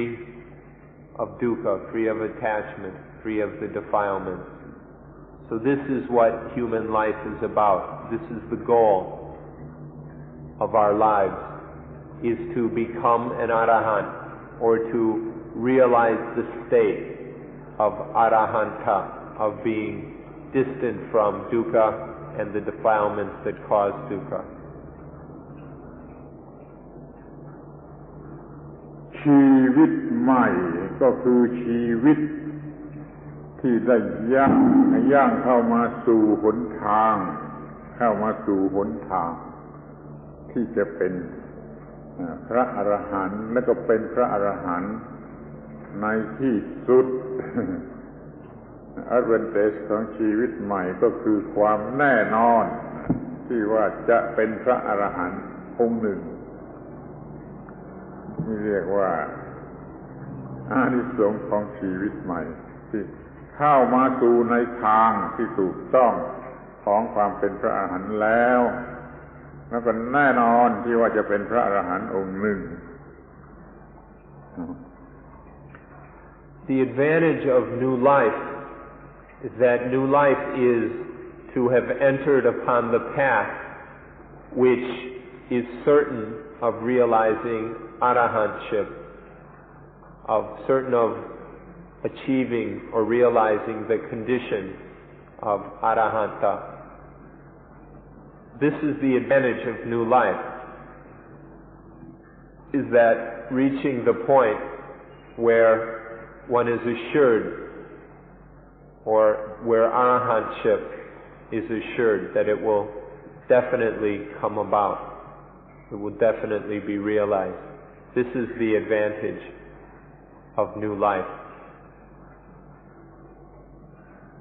สรุปว่าชีวิตใหม่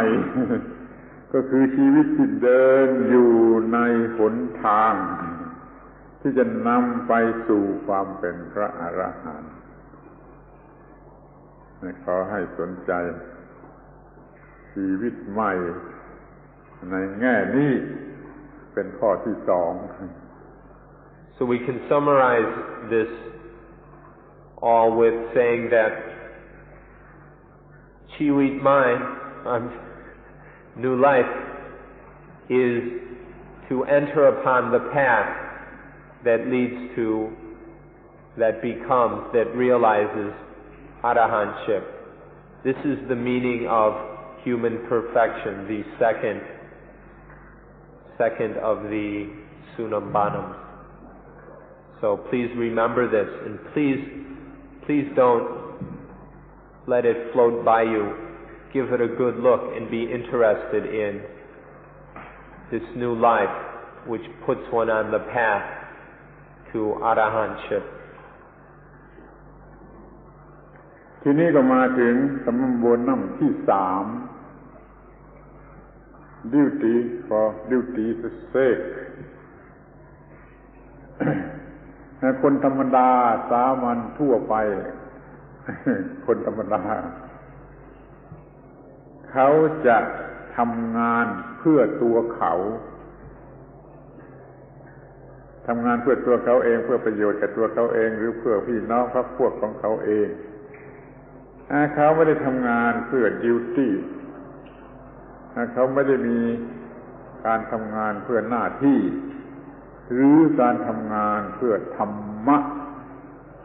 ถ้าเราทำการงานเพื่อหน้าที่หรือทำการงานเพื่อธรรมะนี่เป็นสิ่งเดียวกันแล้วก็เรียกว่าทำหน้าที่เพื่อหน้าที่แต่คนธรรมดาสามัญทั่วไปเขาทำงานเพื่อตัวเขาเองหรือเพื่อเพื่อนฝูงพวกของเขาเองมันต้องเห็นความแตกต่างกันในระหว่างสองข้อนี้เสียก่อน Now we come to the third Sunambanam, duty for duty's sake. Most of us work and do our various duties for our own sake, or if not for just ourselves, then for the sake of our family, the sake of our group, our community, the sake of something that we identify with. But never doing duty just for duty's sake, or doing duty for Dhamma's sake. It's always duty for me or mine, not duty for Dhamma, not duty for duty. So this is the important difference here in doing one's duty in an attached way or in a non-attached way. please understand this to understand this third Sunambanam. ถ้าเขาทำงานเพื่อตัวเขาเพื่อตัวตน ของเขา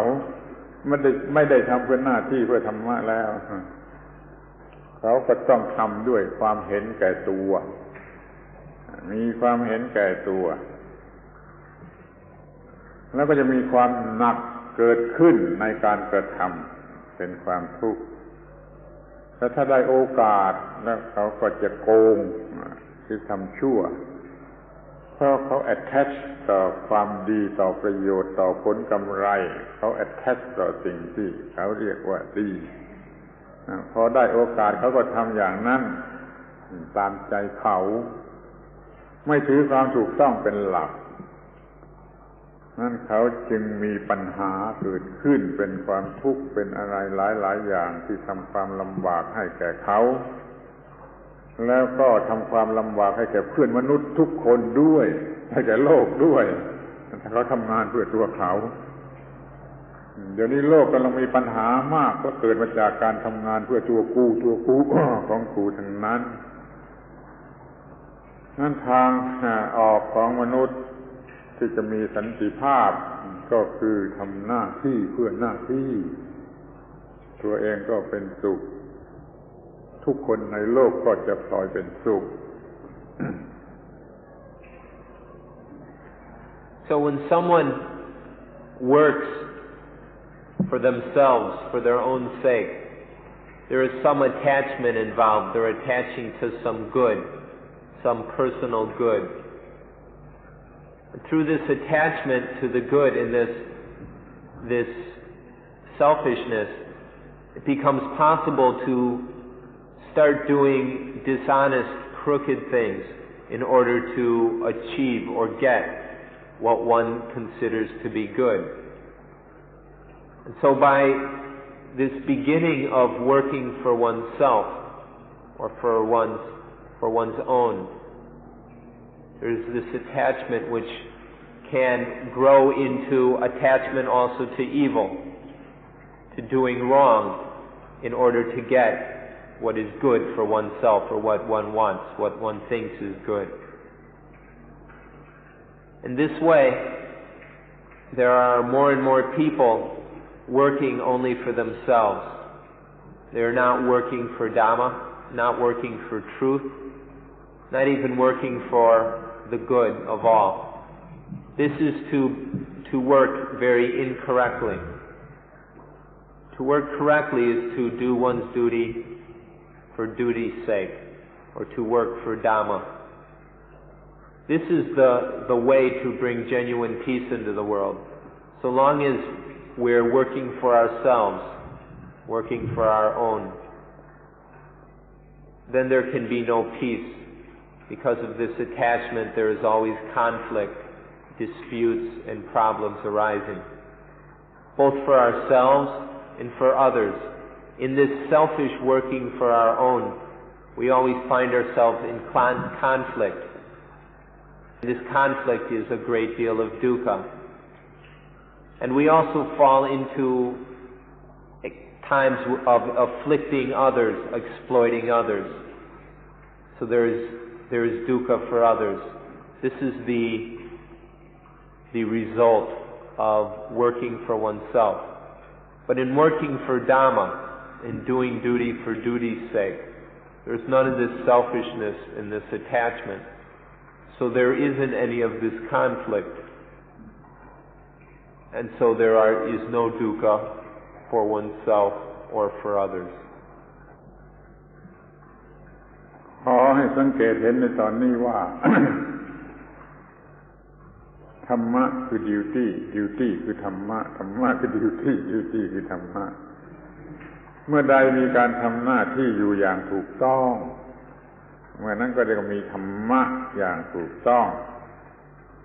ถ้ามีหน้าที่อย่างคดโกงก็มีธรรมะคดโกงเป็นธรรมะของคนชั่วของซาตาน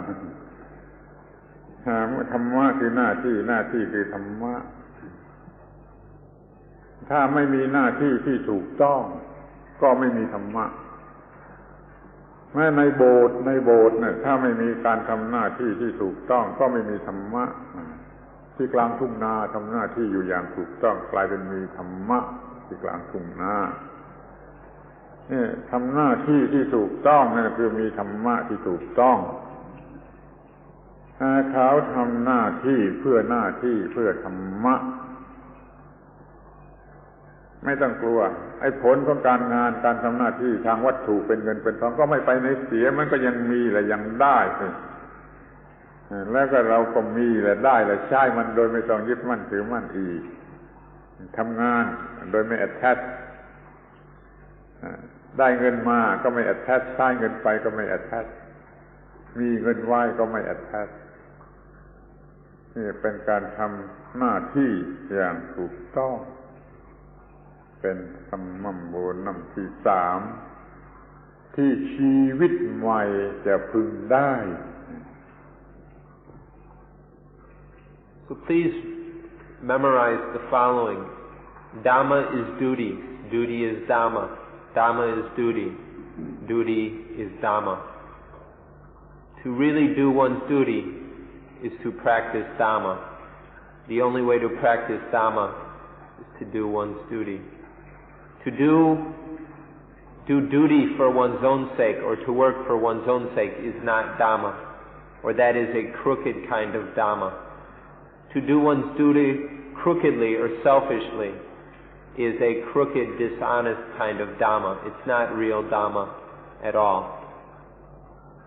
So true Dhamma is to do one's duty selflessly. So duty is Dhamma, Dhamma is duty. To live in a world together in peace, this is absolutely necessary that we work not for our own sake, but for the sake of Dhamma, that we do our duty not for our own sake, but for duty's sake. This is the meaning of this third Sunambanam. This is the advantage of a new life, is doing Dhamma by doing one's duty by practicing Dhamma. Even no matter where we are, one must do one's duty. When we are in a temple, we must do the duty required in that time and place. That is to practice Dhamma. For a farmer in his field, to do the duty that is required in that field at that time for that farmer, that is to practice Dhamma. So to constantly be doing one's duty from moment to moment, that is Dhamma. This is the third Sunambanam, the third meaning or advantage of new life. ถ้าเราทำนาที่กลางทุ่งนา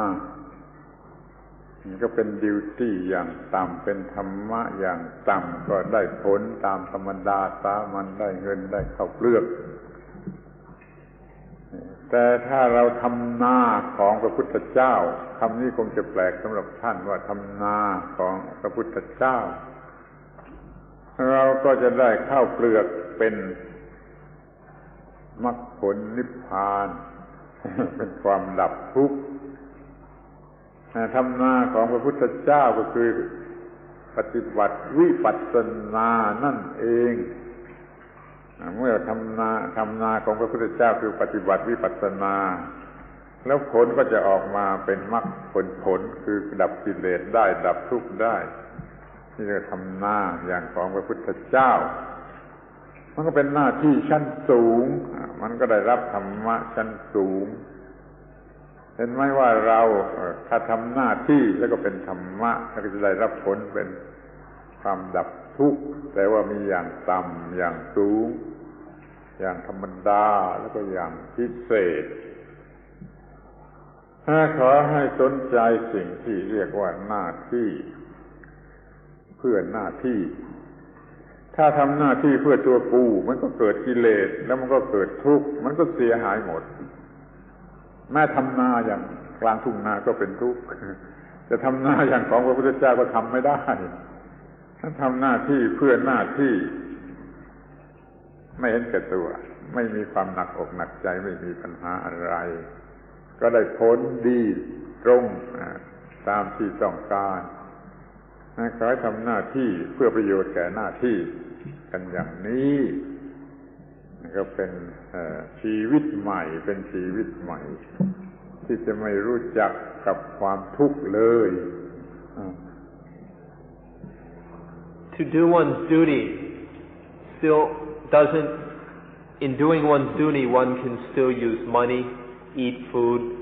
and do all sorts of different things. The thing to realize is that this duty or work is done not for oneself but for Dhamma. It's duty done for duty's sake. The farmer working his fields, plowing and planting rice in his fields, is doing a low-level kind of duty, and he will receive the benefits from doing that duty. The benefits of working one's rice fields is that one harvests rice.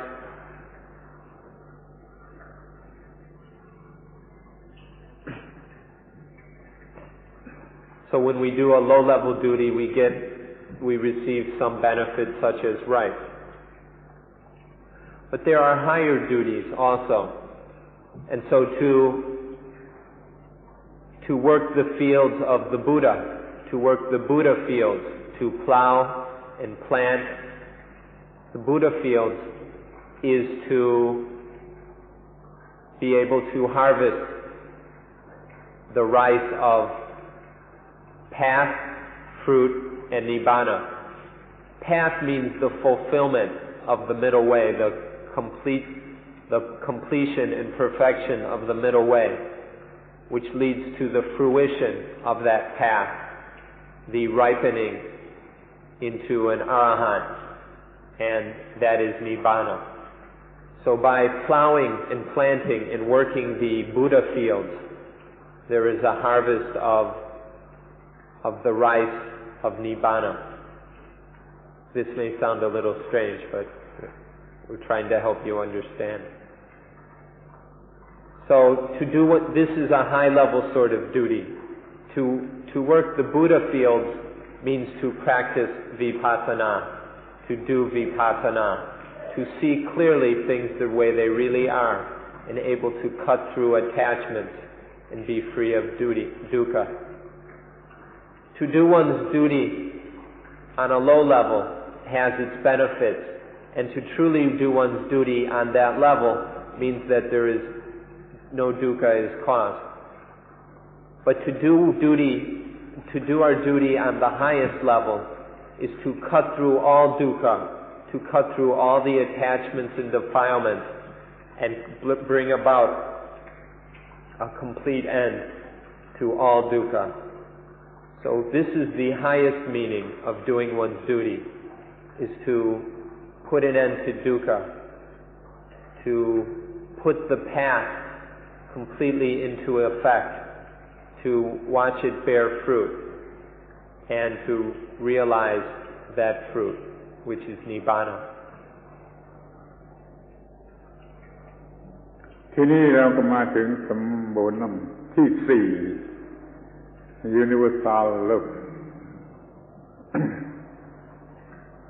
ถ้าเรามี attach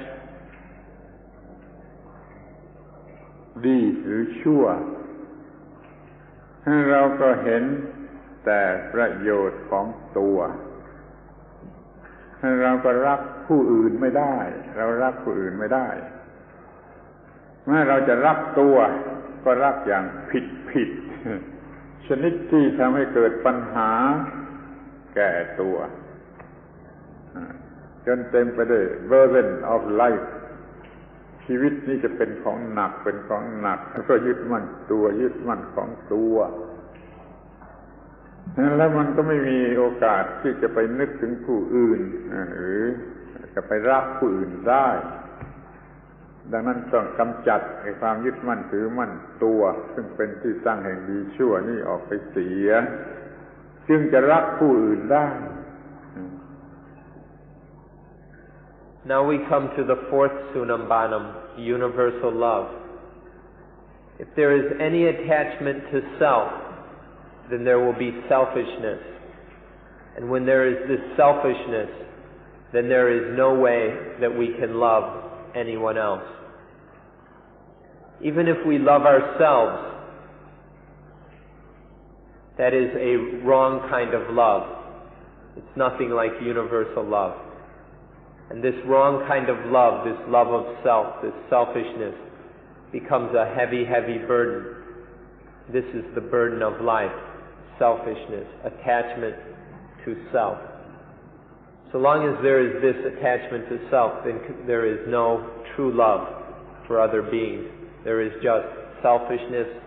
creating burdens for oneself and problems for others.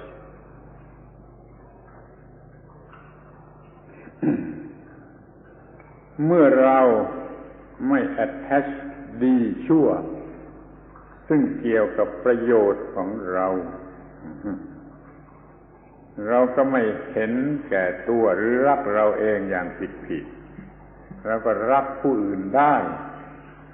และขยายออกไปเป็นความรักหมดทั้งโลกหมดทั้งโลกหมดทั้งจักรวาลหรือจะพูดว่าทุกโลกด้วยก็ได้ถ้ามันมีหลายโลก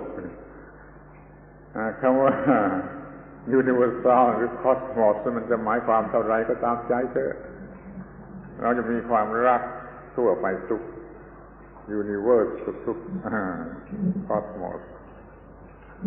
นี่เรียกว่า universal love จะมีได้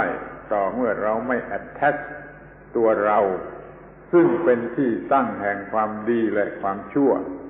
เมื่อ attach ดีหรือ attach ชั่วมันก็คือยึด attach เราซึ่งเป็นที่ตั้งแห่งความดีและความชั่ว When we attach to good and evil, this is already selfishness. This is good is what is to our advantage and evil is what is to our disadvantage. So it's already seeing things and attaching on selfish terms. So through attaching to good and evil, there is this selfishness which already makes it impossible to love others. But when there is no more attachment to good and evil, no more attachment to self, then it becomes possible to love others. And this love of others can spread from those near us to those in the immediate vicinity and can spread to the entire world. Through the end of this, of attachment to self, there can be true love for the whole world, or for the whole solar system, the whole universe, or the whole cosmos. We don't really know how big the universe or the cosmos is. We don't know how many universes there are. But if there is no self, it becomes possible to love all the universes, how many there are, and all the cosmoses, how many, no matter how many cosmos they are. This is by ending attachment to the self. It's because of the self, attachment to self, that there is attachment to good and evil. And attachment to good and evil is another aspect of attachment to the self. With these, there is no way that there can be any true love. So the way to universal love is by non-attachment to anything as self. ทุกคนจะสังเกตเห็นได้โดยตนเองว่าพอเราเห็นแก่ตัวมี selfishness แก่ตัวเราก็จะต้องมีความหนักตัวเรารักตัวเราคนเดียวเรารักตัวเราคนเดียวไม่ต้องมีใครมาเกี่ยวข้องชีวิตนี้ก็จะเป็นของหนักเพราะความที่รักตัวและเห็นแก่ตัว attach ดีชั่วเป็นปัญหาเต็มไปหมด โดยส่วนตัวชีวิตนี้ก็เป็นของหนักถ้าไปเกี่ยวข้องกับผู้อื่นพอมีโอกาสเราก็เอาเปรียบเขาหรือว่าเราจะทำอันตรายเขาก็เราเห็นแก่ตัวมันก็เป็นปัญหาแก่ผู้อื่นทั่วไปหมดเพราะความที่เรารักตัวเราเพราะมีความเห็นแก่ตัวพอไม่เห็นแก่ตัวเราก็รักผู้อื่นได้เราก็เบาเราก็มีความสุขทุกคนก็มีความสุขนี่เรียกว่า universal love ซึ่งเวลานี้มันกำลังขาดอยู่ในโลกนี้มันกำลังขาดสิ่งนี้อยู่มันจึงเต็มไปด้วยไครซิสนานาประการก็ให้สังเกตดูให้ดีว่า universal love มันมีความสำคัญเท่าไหร่ Let's look at the importance of universal love. Whenever there is attachment to this self body, this thing here, then there is love for only the self. There is no love for others, for other bodies. There's only attachment to this body here. And through that, this selfishness, this burden weighs upon the mind, and also we will speak in improper, dishonest ways, able to get advantages from others. We'll steal, we'll inflict harm, we'll do all kinds of terrible things out of this selfishness in order to act to fulfill the desires of the self. This is the heavy burden both upon ourselves and upon others of attachment to self and of selfishness. This is all because there is only self-love. There is only this selfishly directed love, rather than true love, which has no discrimination between self and others. And so we can see how lacking the world is in this universal love these days, and all the crises that arise now because of selfishness, because of this self-attachment, rather than any universal love. So we can see the importance of universal love by seeing all the problems in a world that lacks universal love. The way to universal love is to end this attachment to self. That's the only way that we can truly love in a universal way. ดังนั้น การถอนความยึดมั่นถือมั่น attachment ในดีและชั่วซึ่งเป็นเหตุให้เกิดความเห็นแก่ตัวเสียได้ก็ได้ universal love มาเป็นผล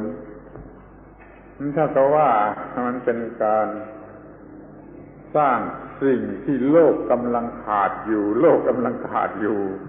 ปัจจุบันนี้กำลังขาด universal love เมื่อเราทำให้มีขึ้นมาแล้วก็ได้ชื่อว่าทำประโยชน์ หมดแก่โลกทั้งหมดให้แก่โลกไอ้ชีวิตใหม่ของเรามันก็จะเป็นการสร้างโลกใหม่ ขึ้นมาจะเป็นสร้างโลกใหม่ที่มีสันติภาพสันติสุขขึ้นมาไอ้โลกแบบยูโทเปียนก็จะกลับมาอีก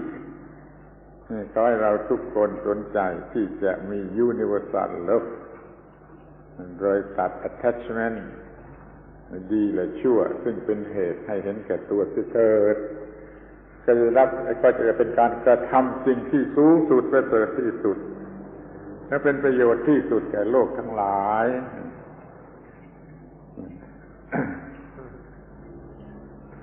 So the new life, this new life that is freedom from attachment to good and evil, which means there is no attachment to self, no selfishness. This new life has the advantage of this new life is universal love. New life, when there is truly no selfishness, then it becomes possible to love others. And then there is no more dishonesty, no more stealing, no more taking advantage of others, no more exploitation and affliction, no more harming, no more inflicting pain. Because through the abandoning of the self, through eliminating this attachment to the self-body, then there can be universal love. This is the advantage of new life. Doing this is to do the thing that is of most benefit for the world. If we've truly seen how sorrowfully bad and how greatly lacking the world is in true love, in universal love, then we'll see that the new life is the bringing of universal love to the world, and this is of great benefit to the entire world. So to do this, to bring about new life, is to do the thing which is of most need for the world. To live new life is to make a new world. This new life of freedom from self has the advantage of universal love, which creates a new world, a world of love, of universal love. This is the meaning of utopia. The perfect world that is free of problems is the world that is free of dukkha, because it is free of self. So discover new life. Discover a new world that is free of selfishness, free of attachment, free of dukkha, and do the thing which is of most need for the world. This is another advantage of new life. เป็นอันว่าระบบชีวิตใหม่ทำให้เกิดadvantage ครบทั้งสี่อย่างคือเราจะมี happiness ที่แท้จริงจะมีความเต็มแห่งความเป็นมนุษย์ที่ถูกต้องแล้วเราก็จะมีการทำหน้าที่เพื่อหน้าที่ซึ่งจะไม่เกิดปัญหาใดๆขึ้นมาในโลกและในที่สุดเราก็ได้รับผลเป็นสันติสุขในโลกเพราะว่ามันมี universal love ขึ้นมาเรียกว่าพอแล้วหรือเกินพอประโยชน์อานิสงส์ที่จะได้รับมันพอแล้วหรือเกินพอคอยมองดูให้ดีว่ามันมีประโยชน์อย่างยิ่งอย่างนี้ในการที่จะมีชีวิตใหม่ So we can see that new life has these four benefits, these four advantages, these four sunambanam that we have described. There is the sunambanam of genuine, true happiness. There is the fullness, the totally correct human perfection. There is duty for duty's sake, by which no problems are created, no affliction is caused in the world. And then last is the advantage, the benefit of true peace and quiet is brought to the world through universal love. These are four advantages of new life. These benefits are enough. They may be even more than enough to show the importance and necessity of new life. So these are the advantages of new life. we hope you are interested in new life. ในที่สุดนี้ ขออภัยขอโทษที่พูดเรื่องที่ฟังยากให้ท่านทั้งหลายลำบากในการฟัง พูดด้วยคำที่ฟังยากมันไม่มีทางจะทำอย่างอื่นมันก็ต้องพูดเรื่องอย่างนี้ก็ขอโทษแล้วก็ขอบพระคุณที่ท่านทั้งหลายมาที่นี่เพื่อให้สถานที่นี้มันมีประโยชน์ขึ้นมาขอโทษที่พูดเรื่องฟังยากและขอบคุณที่มาทำให้สถานที่นี้มีประโยชน์ขึ้นมาขอยุติการบรรยาย So finally, at the end of this third talk, I'd like to ask for your forgiveness for talking about something that is so difficult to understand. We apologize for speaking about something so difficult, having to use words in such a difficult way. But we apologize for this, but we had to do it. There's no other way. We didn't do this for fun. We did it because it has to be done. So please accept our apologies. And also, we'd like to thank you all for coming here. Thank you for coming to Suan Mok. Without you coming here, Suan Mok would be of no use. So in coming here, you have made Suan Mok useful and meaningful and of benefit. So please accept our apologies and our thanks. And this ends today's talk. วันนี้เราจะ